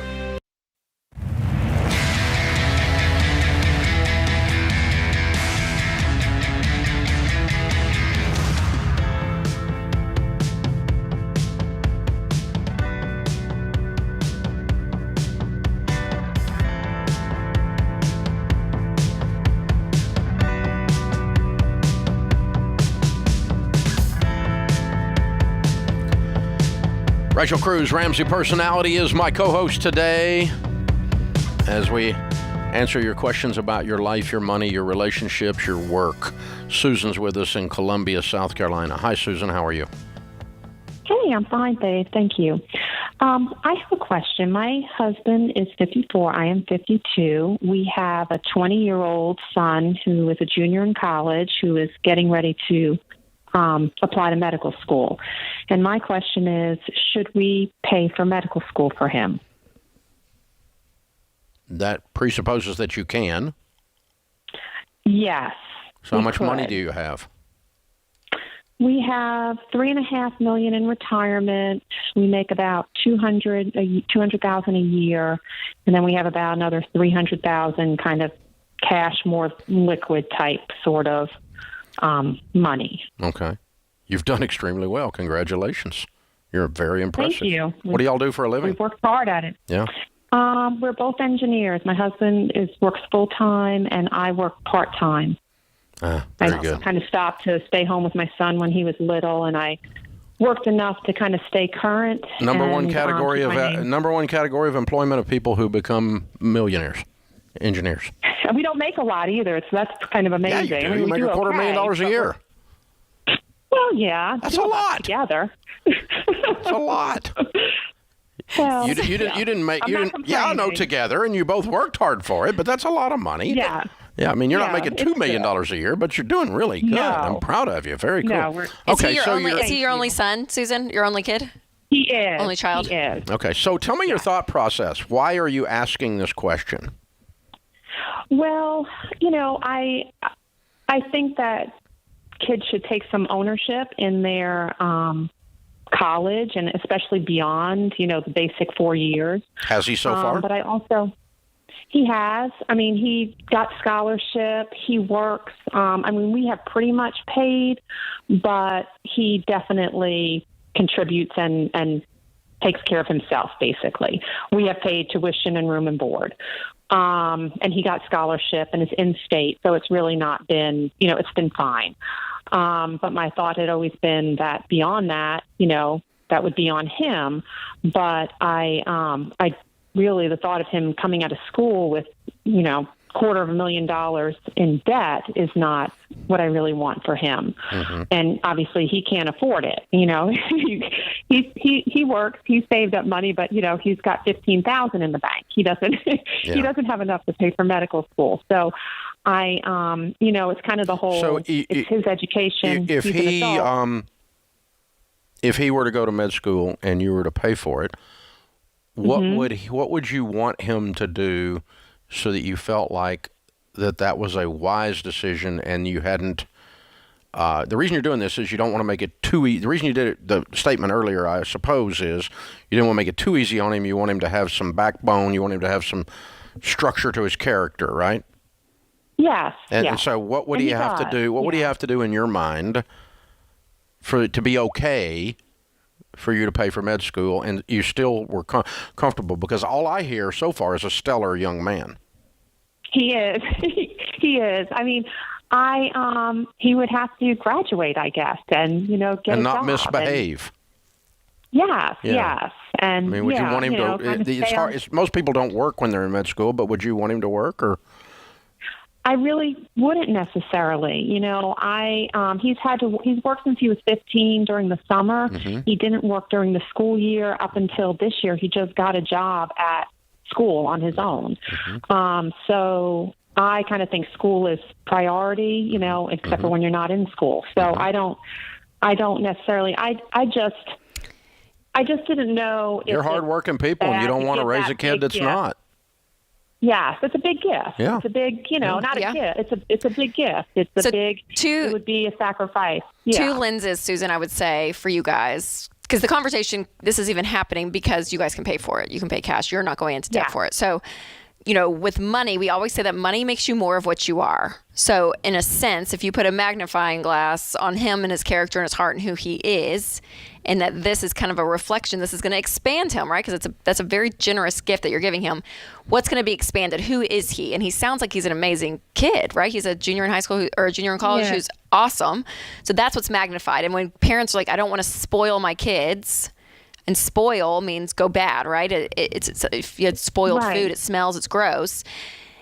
But I don't feel like that this is what's going to cause his character, right? So I think parents hesitate to give their child a gift thinking that it's going to ruin who they are. But their character's been built up to this point, and if you don't believe like this isn't going to ruin him and his work ethic and who he is, it's a blessing to be able to do that, in my opinion. Awesome. I mean, I want to, but I just didn't want to do. You don't want to enable anything, yeah. Well, I mean, when Rachel and her brother and sister went to school, we paid for they're both all four graduated from undergrad. We paid for all of it. And the rule was that we knew the person going into that already had a work ethic. We knew the person going into that already was going to live on a budget because they've been doing it when they were at home, and they're going to do it there. It's part of the deal. And, we're people of faith, so you're going to be walking with God. You're not going to be down there playing beer pong all weekend and laying in a ditch drunk somewhere. It's not going. You're not going to stay on the payroll if you do that. I mean, these are the discussions we had, and so what we ended up with was we had great young adults who performed fabulously, all three of them. But none of us were smart enough to go to medical school. Well, but they went through. That's okay. That's not the point. The point is that we paid for it, and it didn't ruin them because they were already built. and they, I love that. they finished all the way through, and now they're out of school. Obviously, all three of them, and they're all married now, and their lives have continued successfully. But so it's not the actual paying for school that ruins someone. It's having not built character into them and not requiring boundaries on the gift. And so my gift to him, if I were involved in this discussion as parents, would be this is a gift, but it's not an unconditional gift. It's contingent upon you continuing to be the stellar young man that you are, and that you're not only going to go to class, you're going to do the work to get out of this. We're going to be involved in the picking of which med school, because we're not going to go to the super expensive one, because nobody asked where your doctor went to school. And so we're going to pay reasonable prices, and we're going to be involved in all that still, since it's our money. We're not going to be controlling, but we have a say in it, and the faucet gets cut off if you're going to misbehave. It's not, no matter what you do or how badly you behave, we have to give you money, because we don't. And so if you keep doing exactly what you've been doing, we are going to be honored to support you through med school. That would be how it would sound like coming from our house, and that's how it sounded like when you all went off to school. Yeah, absolutely. Mm-hmm. Does that help, Susan? Yes, it helps so much. It really does. I love that. Money makes you more of who you are. I mean, that I wrote it down. That resonates. And he wants to go in state, because he knows in state tuition there's the same thing for medical school as there is for other school. In state tuition is almost half for medical school. Yep. So he is looking out for that kid as well. It's awesome. I like this kid. He's a great kid. This is great. You did good, Mom. You did great. Thank you, and thank you all for your wise words. I really appreciate it. Well, thank you. We're honored to talk to you. And see, that's the thing. That's an everyday millionaire. That's a baby steps millionaire. Someone who they're engineers. They use systems and processes. They're in their 50s. They got $3 million. It gives them options to do something like this, and then you can have those kinds of discussions. Yeah, it's awesome. It's the result of it, right? All the hard work and even our Trevor from blinds.com and a few segments ago of like my emergency. It's like if you just stick to the plan, you do it over a long period of time, you get to do whatever you want. You get to send your kid to medical school and pay for it. I mean, that's pretty awesome. One of the things I put in this last book, Baby Steps Millionaires, was a chapter on, if I become a millionaire, does it ruin my kids? Mm-hmm. And, so we address that in Smart Money, Smart Kids as well. Yep. And the answer is no, it doesn't ruin your kids. You already ruined your kids before you got money, or you already didn't ruin your kids before you got money. That's the deal. That it had nothing to do with the money. This is The Ramsey Show.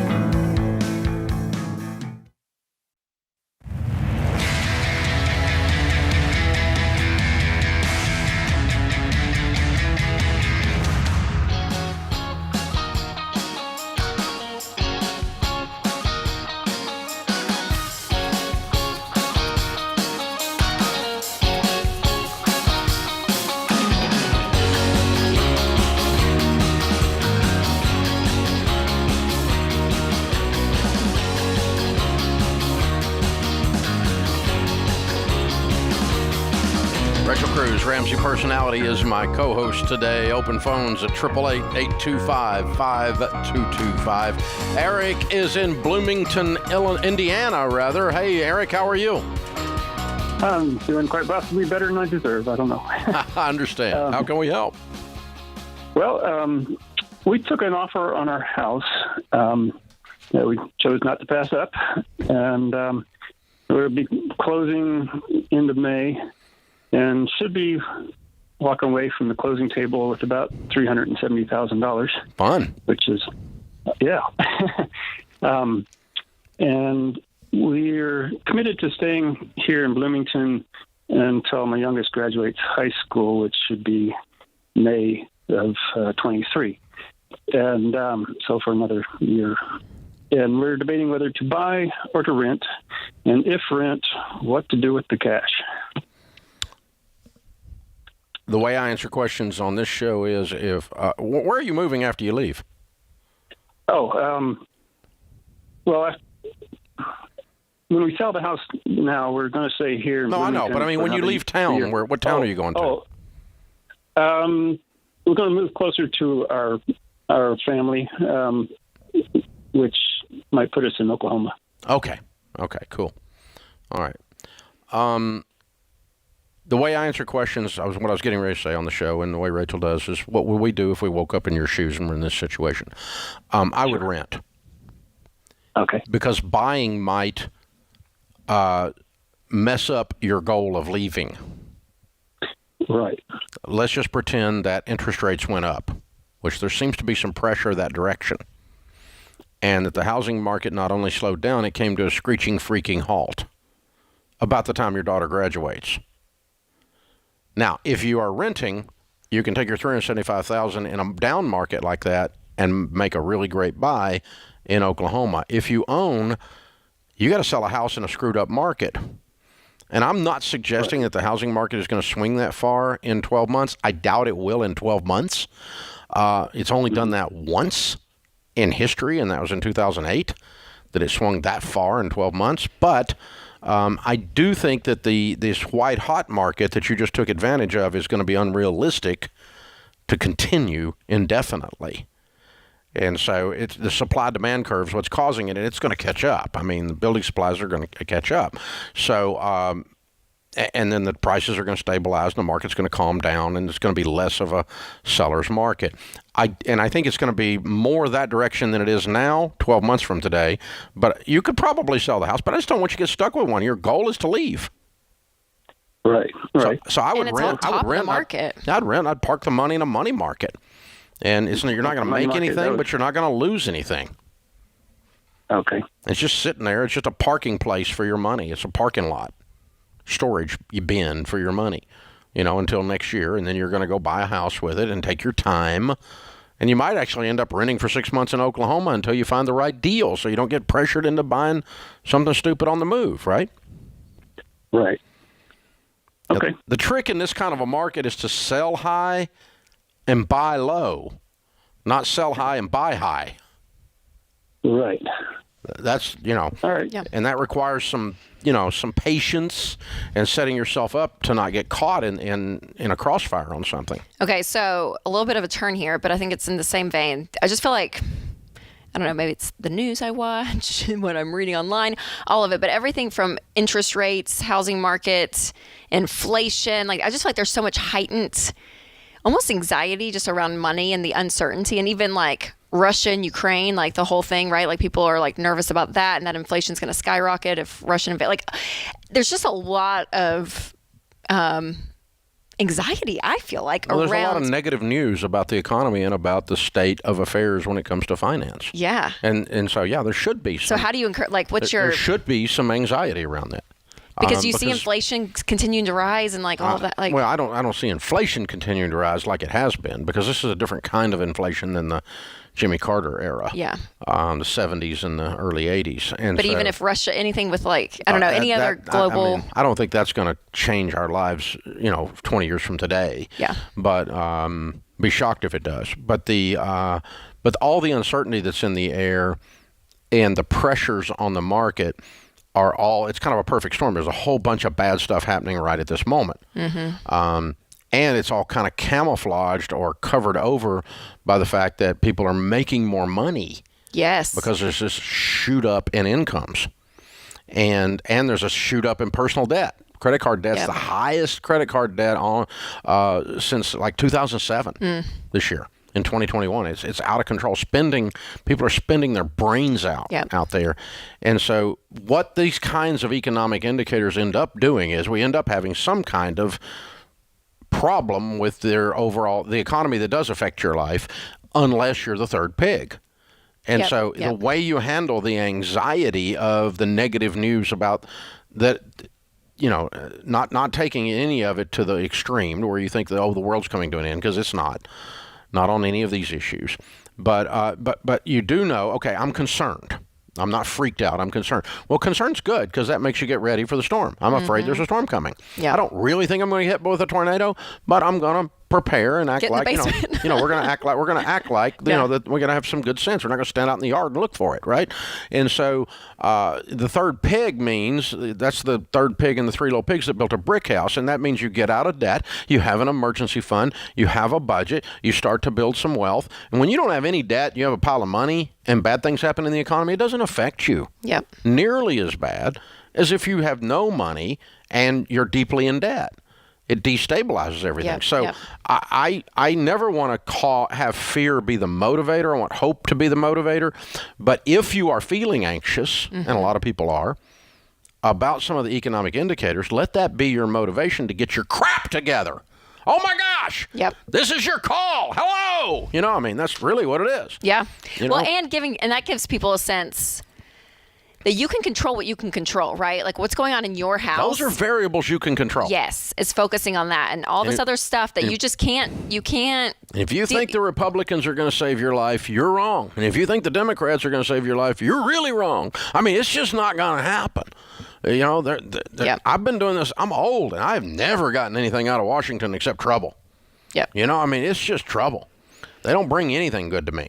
So, and that's not just being anti-government or something. It's called personal responsibility. I'm an adult and I'm responsible for my future. Joe Biden, thank God, is not responsible for my future. Or a Republican president. Donald Trump, thank God, is not responsible for my future. If I thought either one of them were in charge of my future, I would just be going, I would really have anxiety then. But thank God, I know they're not. So I can control the controllables in my life. I can keep my job. I can use that money to build my 401k. I can get out of debt, have the emergency fund, stay out of debt. I do not have to participate in panic purchases. Oh, God, it's going up. I got to buy 6 of them. Oh, geez, man, come on. Just extra cases of water, just in case. Y2K. Some of y'all are still sitting on that 8 gallons of peanut butter from Y2K, and some of you don't even know what that is because you weren't born yet. No. Oh my gosh! But anyway, not in the booth. The people in the booth all do know. But hey, you got to be 22 years old or older, That's or weird. you don't know what you were not born. That's weird. That's Hello. weird. That's weird. Yeah. So that makes, I'm usually feel young. I'm like the youthful one here on this show. So well, usually everything's a matter of comparison. All these terms, I'm usually like, I'm the one that's kind of out, but I actually now feel old. Yeah. That Y2K is. Yeah. How old were you in 2000? In 2000, I was 12. Yeah. Okay. When the world almost came to an end. And y'all had a New Year's Eve party that year. We had a great one. We served water. What? No, everybody was stockpiling water because you weren't going to be able to get water. And you didn't drink bourbon back then. The grid was going to be off the line. We were going to lose everything. All your bank accounts are going to be frozen. Yeah, you did probably hold your breath for a little bit when it was like 3, 2, 1. What's going to happen? And then all the lights stayed on, and we went right on our way. Here we are, America. Here we go. 22 years later. Yeah. Cheers. This is the Ramsey Show.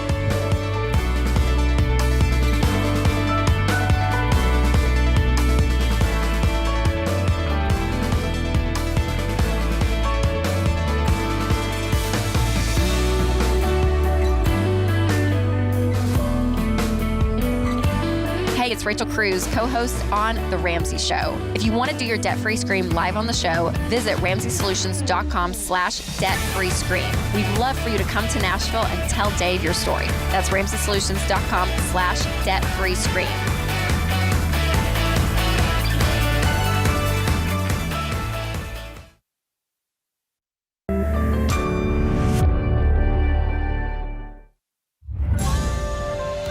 This is The Ramsey Show.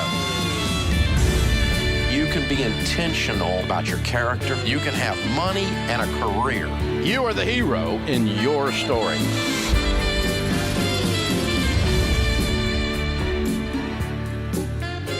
Live from the headquarters of Ramsey Solutions, it's The Ramsey Show, where debt is dumb, cash is king, and the paid-off home mortgage has taken the place of the BMW as the status symbol of choice.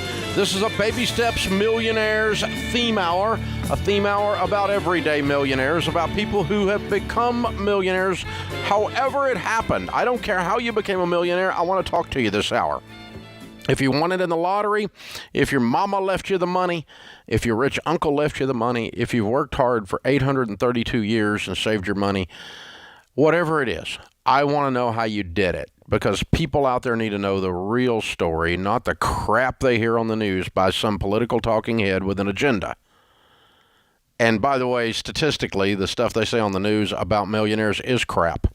So let me help you what a millionaire is, and then if you are a millionaire, you can call, and I want to talk to you today during this hour. A millionaire there's only one definition for it that is the correct definition. And that's not just Dave Ramsey. This is just how things work. This is the reality, okay? A millionaire is not someone that makes $1 million a year. A millionaire is someone with a $1 million or greater net worth. Now, your net worth is defined as what you own minus what you owe, your assets minus your liabilities. Now, sometimes people want to get chinchy about what they want to count in their assets. You can count whatever you want to count in your assets. If you can sell it and turn it into money, it's an asset. You don't have to sell it fast, but if it can be sold and turned into money, it's an asset. And so if you have a collection of farm equipment, that is an asset. Not necessarily going to sell it, might keep it. If you've got a collection of whatever, it's an asset. If you've got a collection of money, it's an asset. Minus what you owe is $1 million or greater, than you are a millionaire by definition. Well, $1 million, nobody should have $1 million. It shouldn't be done. This is not a moral discussion. It can be, but millionaire is not a moral construct. It's a math idea. $1 million net worth. Well, $1 million isn't enough. It might not be, but it still doesn't define what $1 million net worth is. And it's not $1 million cash, and it's not $1 million only in investments. Your house counts in this. You know, what you own minus what you owe is your net worth. So if you have a net worth of $1 million or greater, I want to talk to you this hour because I want to find out how you did it so that other people can learn from you, and then they can go do it. Pretty simple idea. This Baby Steps Millionaires Hour, Everyday Millionaires Hour, is all about hope. That's what it's about. The phone number is 888-825-5225. Jake is in Saratoga, New York. Jake, what is your net worth? $1,023,000. You're right there, huh? I love it. Okay, how old are you? 35. Oh, you're a young millionaire. Good job. Well done, Jake. All right, and give me the mix on that, the breakdown. How's that $1 million made up? So we have 600 in 401ks, 25 in Roth, 35 in taxable, 22 in 529 accounts, 8,000 in HSA, 33 in cash, and 300 in home equity. All right. I like it. Very good. Very good. How much of this did you inherit? Zero. Cool. And what has been your best year household income and worst year household income during your working life? Our best year combined was last year at about 260. Cool. And our first year together, we did about 80 while my wife was in school. Gotcha. Okay. What do you do for a living? I'm a mechanical engineer. I do construction oversight for a utility company. Your degree in engineering? Is a physician assistant. Oh, your wife's a mechanical PA? engineering. Okay. Yep. And so you're an engineer by trade. And your GPA in college was what? I wasn't an A student. I was like a B, C student. So like a 3.0, a 2.5, what? Yeah, 2.5, 2.75 maybe. Gotcha. Okay, cool. Very cool. Now, you did this really young. You know that, right? Yeah. Now, you got do you feel like you got some kind of a head start? What enabled you to do this by 35 and get your first $1 million? The biggest thing was I just started investing in the 401k, right out of school. Okay. And, knowing what I know now, I would have hit that a lot harder. Yeah, because it worked, huh? That and your real estate in your house, I mean, these are the two things that got you there, basically. Yeah. Yeah. So are you guys, you and your wife, you're both professionals. You both work really hard, I'm sure. You're making really good money, but you're putting in hours to do that, without a doubt. Are you guys in sync on what you do with money? How unified are you? Yeah. We have a plan. We do the every dollar budget. We talk about it every month.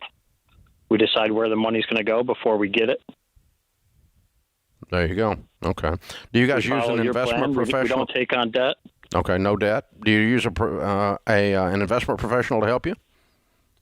No, I never have. Okay. I've just done it solo. You just went and looked at the mutual funds and figured out which ones you wanted? Yep. And it worked. Good for you. Okay. Yep. Very good. Man, I'm proud of you. I'm proud of you. So do you think that anybody can do this today in America? Yeah, absolutely. Okay. What would you tell them the secret is? Just don't take on any debt. Just save as much as you can. Load up the 401k. I wish I was putting money into Roth when I was younger. That would have made a big difference for me now. Just don't take on the debt. I mean, we had debt. We had $120,000 in school debt, long before we knew about you. And we just got after it and paid it off. And that allowed us to build wealth. Yeah. You must have been rid of that for a while, though. Yeah. Very good.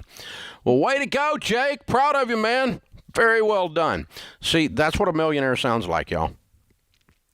It's not what your broke brother-in-law describes at Thanksgiving. He does not know what a real millionaire is. Jake's a real millionaire. That's what they all sound like. They all sound just like him.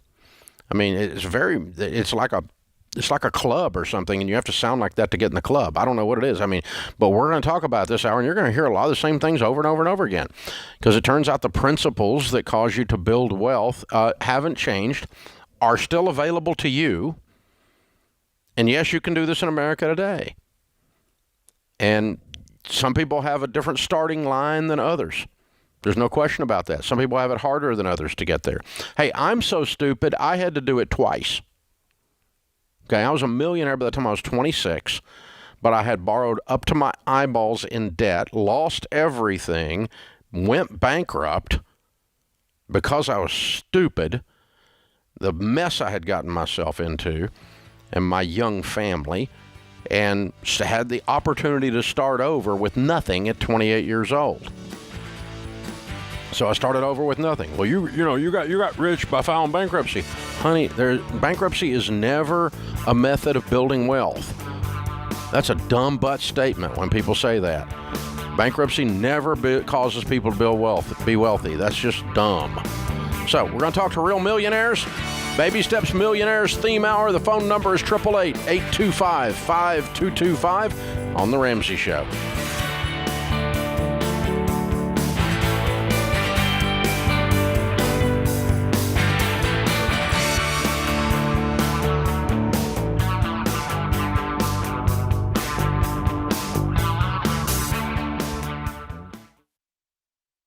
If you're considering a career in technology, I recommend Bethel Tech, and I'm not alone. Here's what Brendan said.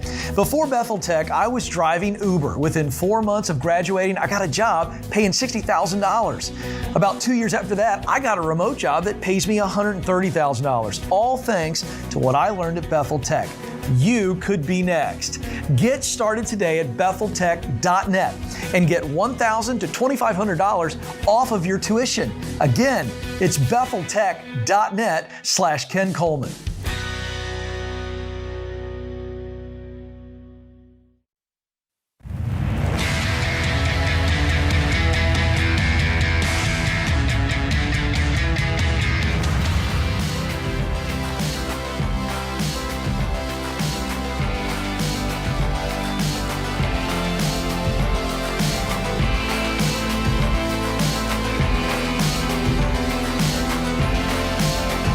It's a millionaire theme hour. If you're a millionaire, you have a net worth of $1 million or greater, I want to talk to you this hour and find out how you did it so that other people can do what you did.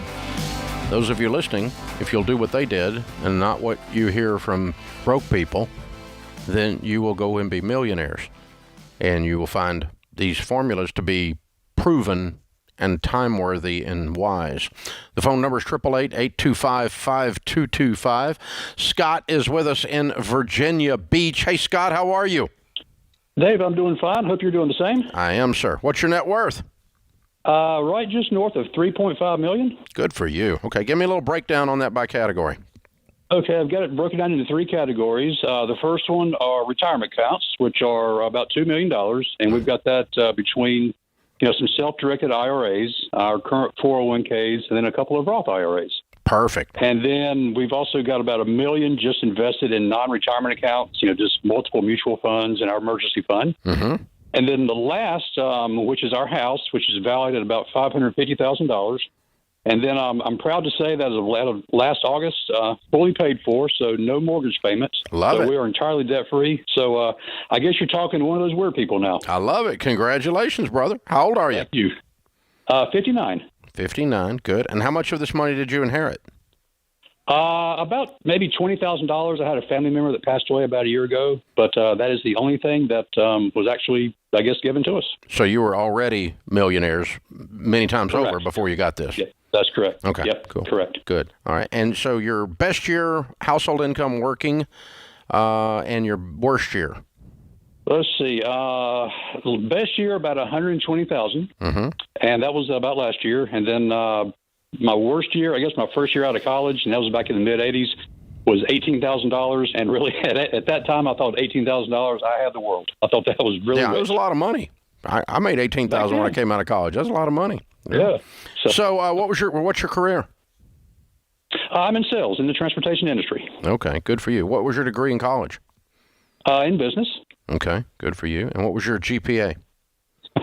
I have to laugh because I knew I've been listening to the Millionaire theme for a while, and I knew you were going to ask that question. So I want to give it to you in two parts if I can. Sure. There's the first 2 years and then the last 2 years. Well, there's a story behind this. The first 2 years, when I went to college, I was only 17 years old. And I was just a stupid, immature kid. So I can truly say that I was the fraternity and campus champion in beer pong.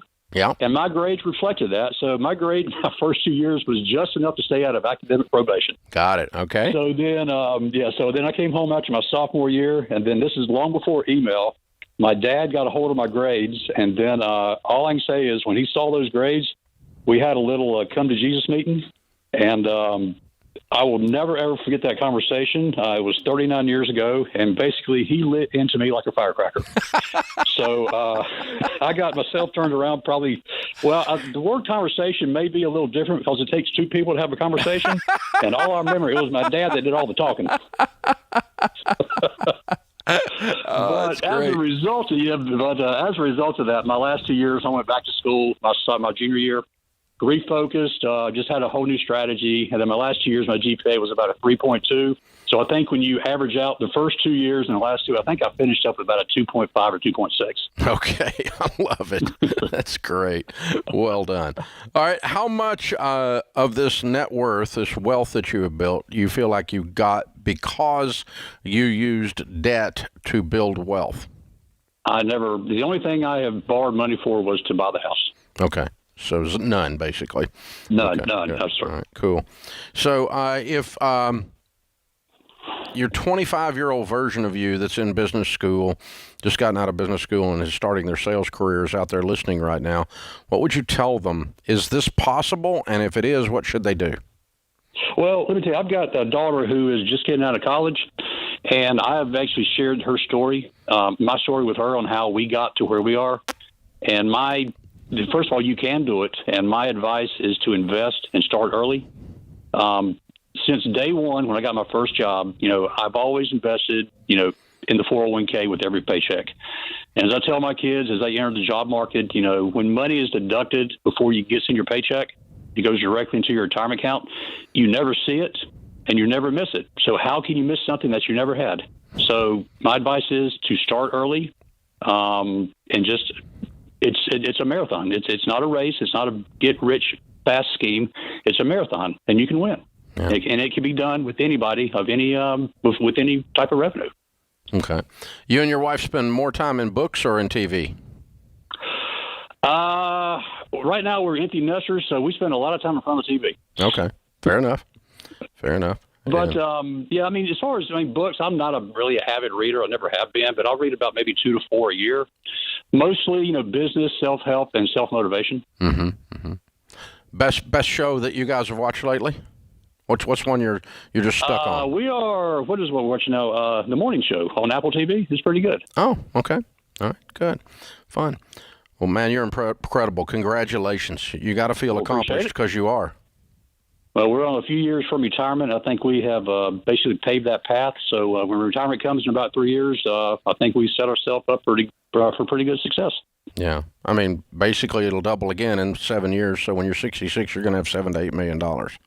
Looking forward to it. That's where you're headed. I mean, that's a pretty strong place. And so, we're looking at a $10 million plus net worth when we get to your estate plan. So, well done. Very, very well done. Man, that's amazing. Impressive. Thank you. Thanks for talking to me. Open phones at 888-825-5225. If you're a millionaire, I want to talk to you. Jennifer is in New York City. Jennifer, what's your net worth? Hi, Dave. My net worth's about $1.4 million. Good for you. Give me a little breakdown on that by category, please. So about $375 is our paid-for house. We have about $62,000 in savings accounts, about $67,000 in 529 accounts, $20,000 in a Roth IRA, about $20,000 in paid-for cars, and the rest is in my 401k. So you got close to $1 million in that 401k. Yes. Okay. Good for you. All right. Well done. How old are you? I am 48, and my husband is 52. Excellent. Cool. How much of this $1.4 million did you guys inherit? I inherited $10,000 back in 2003, but I was stupid back then, and I spent most of it. And then I inherited another $10,000 in 2018. And at the time, we were just starting Baby Step 6, so that $10,000 was my very first Baby Step 6 payment on a house. Very cool. But it's fair to say mathematically you're not millionaires because of inheritance. Absolutely not. Right. Okay. So what's your best year working income, household income, and best and worst year? So this year we're set for our best year at about $225. When we first got married, we were making about $100,000. That was about 18 years ago. Cool. What do you do? What's your career? I'm a software engineer. Okay. All right. Your degree is in what? Computer science. Okay. Cool. What was your GPA? It's about a 3.85. Good for you. Good. Very cool. All right. So, again, same question, but I think it bears repeating because everybody's got their own take on it. If you've got a 24-year-old version of you that's listening, and they are, by the way, can this still be done in America? And what would they need to do it? Yes, this absolutely can be done. Just 4 short years ago, our net worth was maybe $200,000, and we followed the baby steps, and we're now millionaires 4 years later. Absolutely 100% baby steps millionaires. And I would tell anybody in their 20s, do not chase the new car smell, because that will keep you broke your whole life. And if I had not bought so many brand new cars in my life, I think our net worth would be well over $3 million by now. Well, 2 anyway, yeah. Yeah. Very good. I love it. Well, thank you for sharing, Jennifer. You guys are heroes. I'm proud of you. Very, very well done. Another Baby Steps millionaire. It's people like that inspired me to write this last #1 best-selling book that we have called Baby Steps Millionaires, How Ordinary People Built Extraordinary Wealth and How You Can Too. This is The Ramsey Show.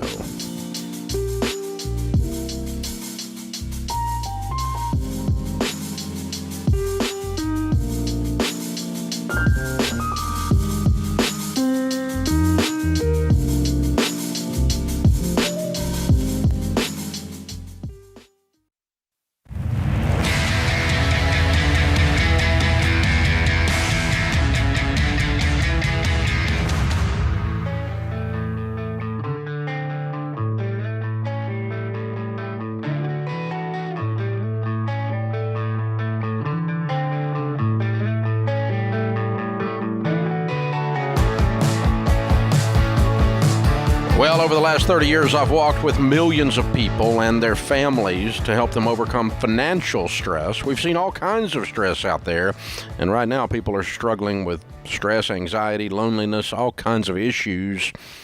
It's kind of gone crazy out there.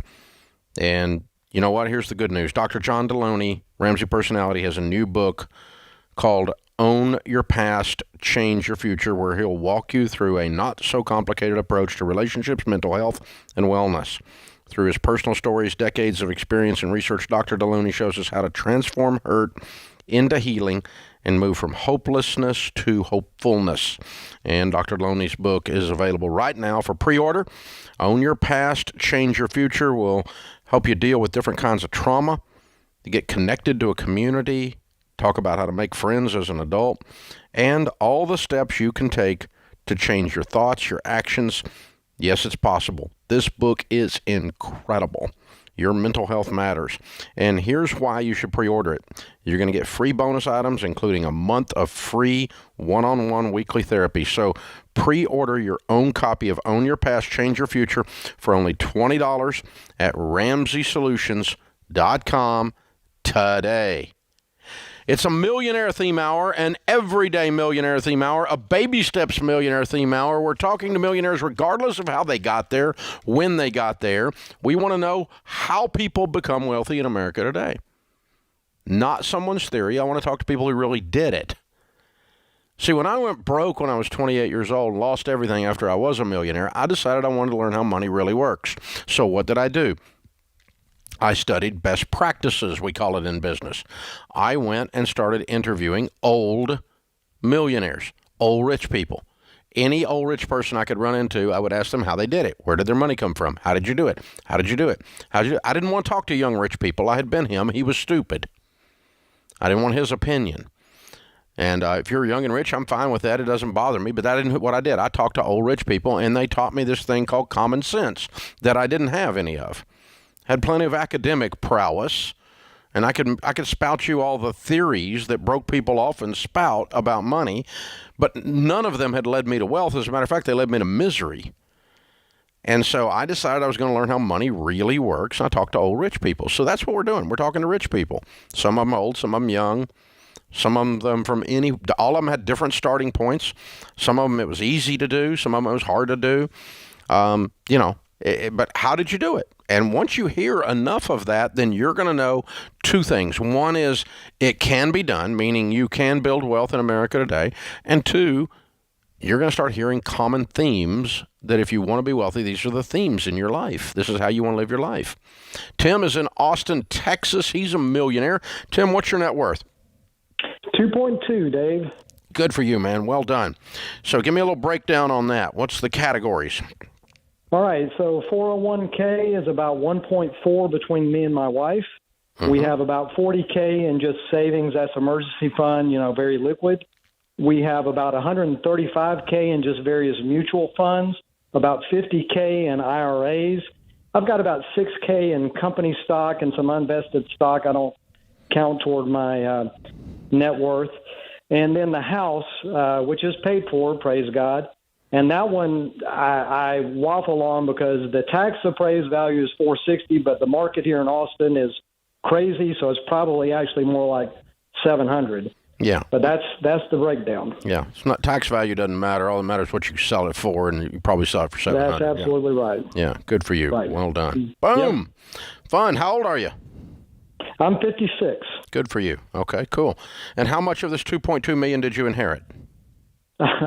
Well, the only thing we've inherited is my in-laws. When they passed, they left us a house and about $100K. So when we got the house, it was at the bottom of the housing collapse in 2007. So didn't make a whole lot out of that. It was about $200,000. But that was 10 years ago. We were already on the path. It wasn't the thing that pushed us over the top, if you know what I mean. Okay, but you did inherit $300K. 200K. 200 plus the house, right? Well, the house was 100K on top of that. Yeah, so it's 200K total. Yeah. Oh, I see. Okay. Cool. Good for you. Well done. All right. And the range of income during your working life, best years and worst years. All right. 27K when I got out of college eons ago, and 180K as a couple last year. Okay. What do y'all do for a living? Well, I'm a security and IT manager for security, so you can imagine with all the Russian-Ukraine stuff, we're going nuts at the moment. Mm-hmm. My wife was a stay-at-home mom for most of that period of time in our marriage, but she's just recently, in the past several years, started up an Amazon FBA business. Oh, wow. Good. Okay. So is your degree in computer science? It's computer engineering, yep. Computer engineering. Okay, what was your GPA? 365. Good for you. Okay, cool. All right, again, the question you often hear me ask, I'm sure, is the 24-year-old version of you that's listening, can they still do this? And if they can, what should they do? All right, so my first thing that I would always communicate to anybody at that level is you can't outgive God. You have got to you need to make giving a priority in your life. And what I've lived by my life is Malachi 3:10-11. It's not a guarantee of wealth. God doesn't promise us if you give him 10%, he's going to give us a lottery ticket. You know that. But he does have a way in Malachi 3:11 of rebuking the devourer. And that doesn't mean, you talk about Murphy living in your back bedroom. Well, with God, Murphy's got a padlock on the door, and he only lets him out every once in a while to give you a few trials and to help you persevere. So it's kind of a scenario for me that giving has got to be a priority, and that's something that my wife and I have made. The second thing for me is I wish for my 25-year-old self, one of the things I did right was getting into my 401k. Very first month I was on the job that I was vested to do so. My problem is I only put in the amount that up to what they would match. And I wish now I had heard Dave Ramsey back then and put 15%, because now I would be retired instead of just putting in 6%, which is what I put in at the time. So that's what my advice would be. Get the max you can put in and that you can afford to put in, and ramp yourself up to 15% at least.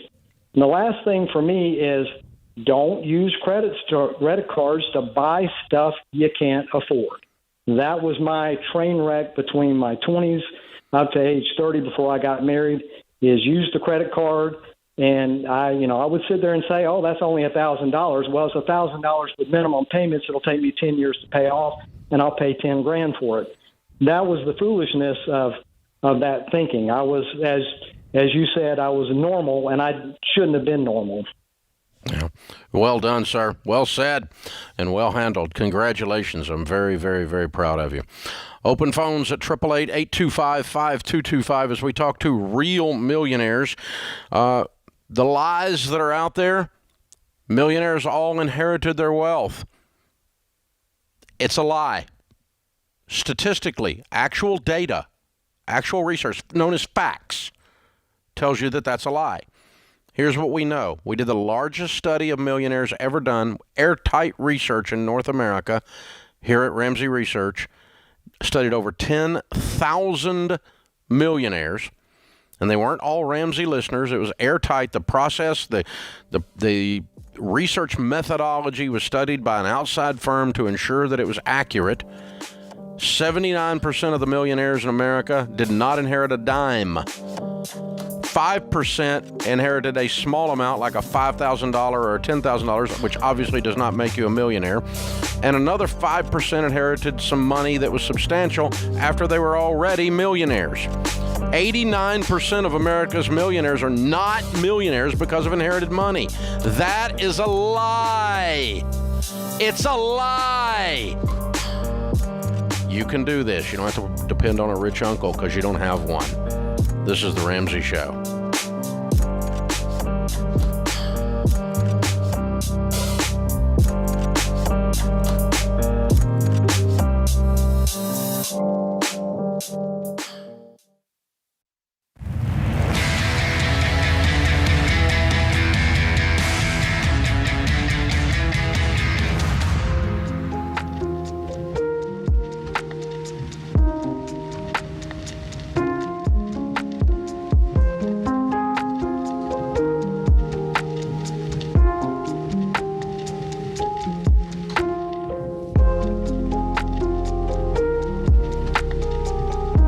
Scripture of the day, Psalms 104:24. How many are your works, Lord? In wisdom you made them all.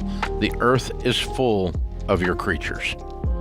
Albert Einstein said, creativity is intelligence having fun. Oh, I love it. That's great. This is a millionaire theme hour, a Baby Steps millionaire theme hour, because a lot of the folks calling in have followed the baby steps and have become millionaires. But lots of people call in regardless of how they became a millionaire. We only talk to millionaires during a millionaire theme hour because we want to let you guys out there know that aren't yet millionaires how these other folks did it so you can do what they did. It's a pretty simple formula. And it also defeats all the mythology out there. All wealthy people are crooks. Nope. Hadn't talked to a crook today yet. And these are all wealthy people I'm talking to. None of them stole the money. They're not crooks. As a matter of fact, the percentage of crooks among wealthy people is about the same as the percentage of crooks among poor people. It turns out that just a percentage of the population are crooks. And it has nothing to do with the money. The money just happens to show up bigger and splashier when the crook is rich or gets rich being a crook. But it's not a proven method to build wealth to be a crook. Quite the opposite, as a matter of fact. Well, all wealthy people are famous entertainers or athletes. You have to be in the NBA, or you have to be a country music star or a rock star or a music star. And no, less than 1% of wealthy people, people with $1 million net worth or greater in North America, fall into those categories. Most of these people, you walk past them at Walmart and didn't even know you were next to them because they don't dress that much different than you. They just act different than you. They save instead of spend. They give instead of take. It's a different thing. That's all it is. Well, you got to be brilliant to be a millionaire. You have to have a 4.2 GPA, and I just don't have that kind of brain matter.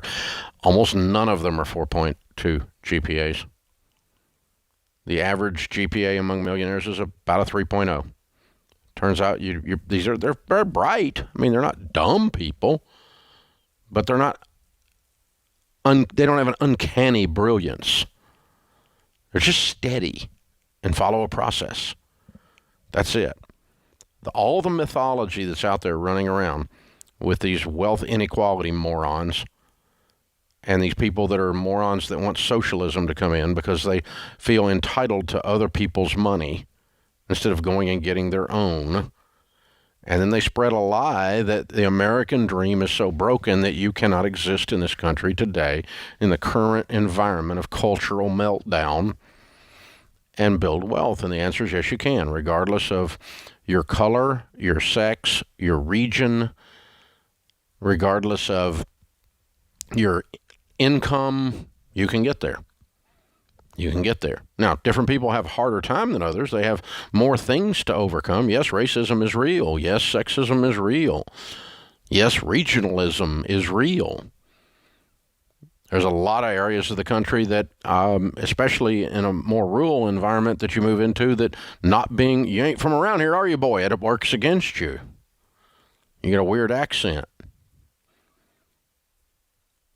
A Southerner living in Manhattan, as an example, works against you because some people in the North are so stupid that they think a Southern accent means a lack of intelligence.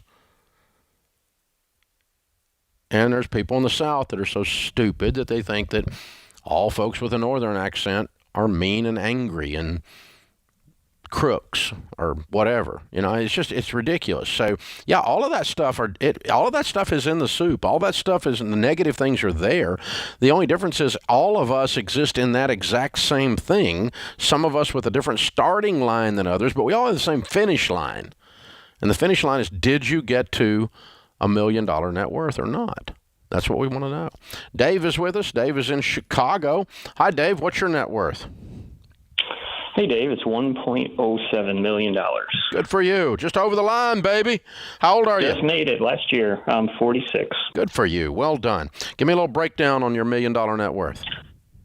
So it's about 800 between IRAs and Roths, 60 in a taxable brokerage, 170 in a paid-off house, and 40 in savings.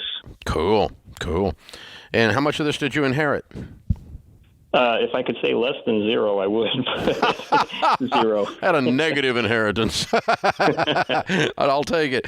All right, your range of income in your working life. Best year, worst year, household income.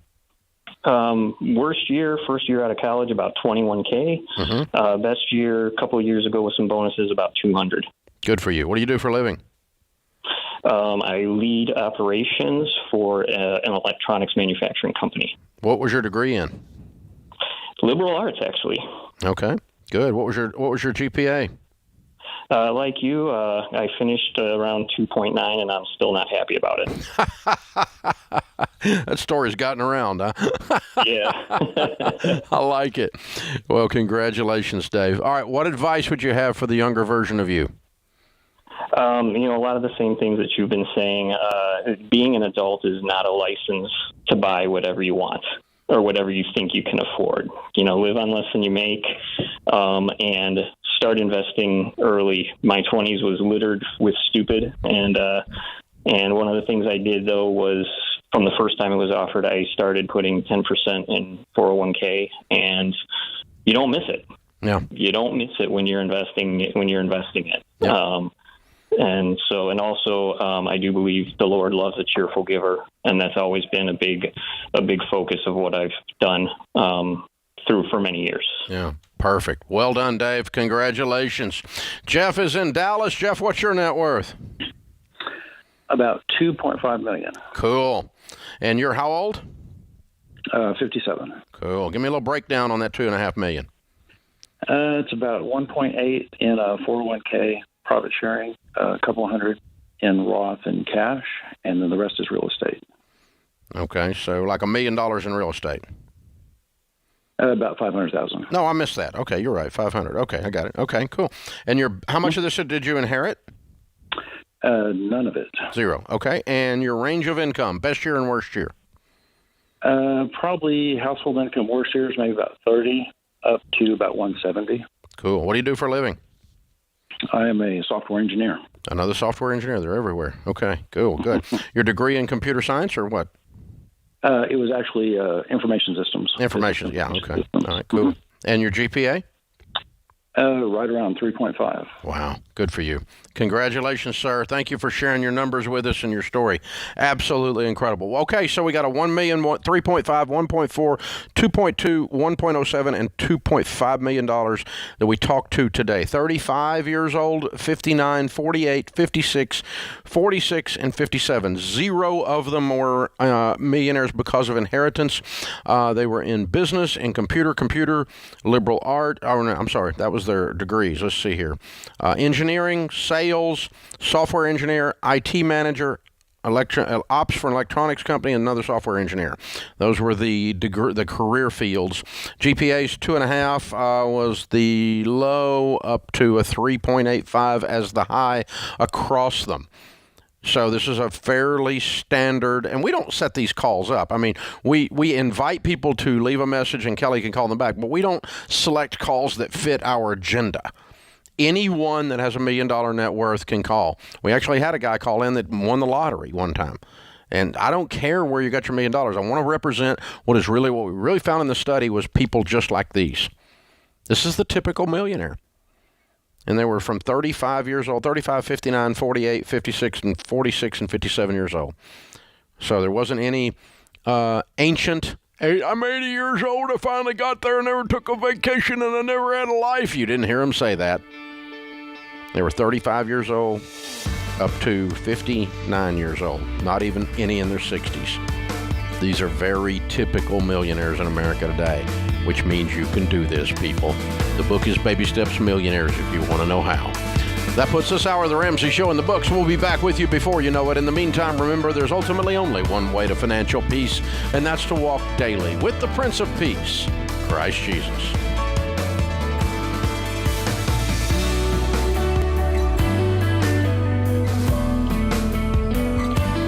Hey, it's John Deloney, co-host of The Ramsey Show. Did you know over 18 million people listen to The Ramsey Show every week? A lot of those people listen on one of our 600-plus radio stations across the country. To find a station near you, go to RamseySolutions.com/show.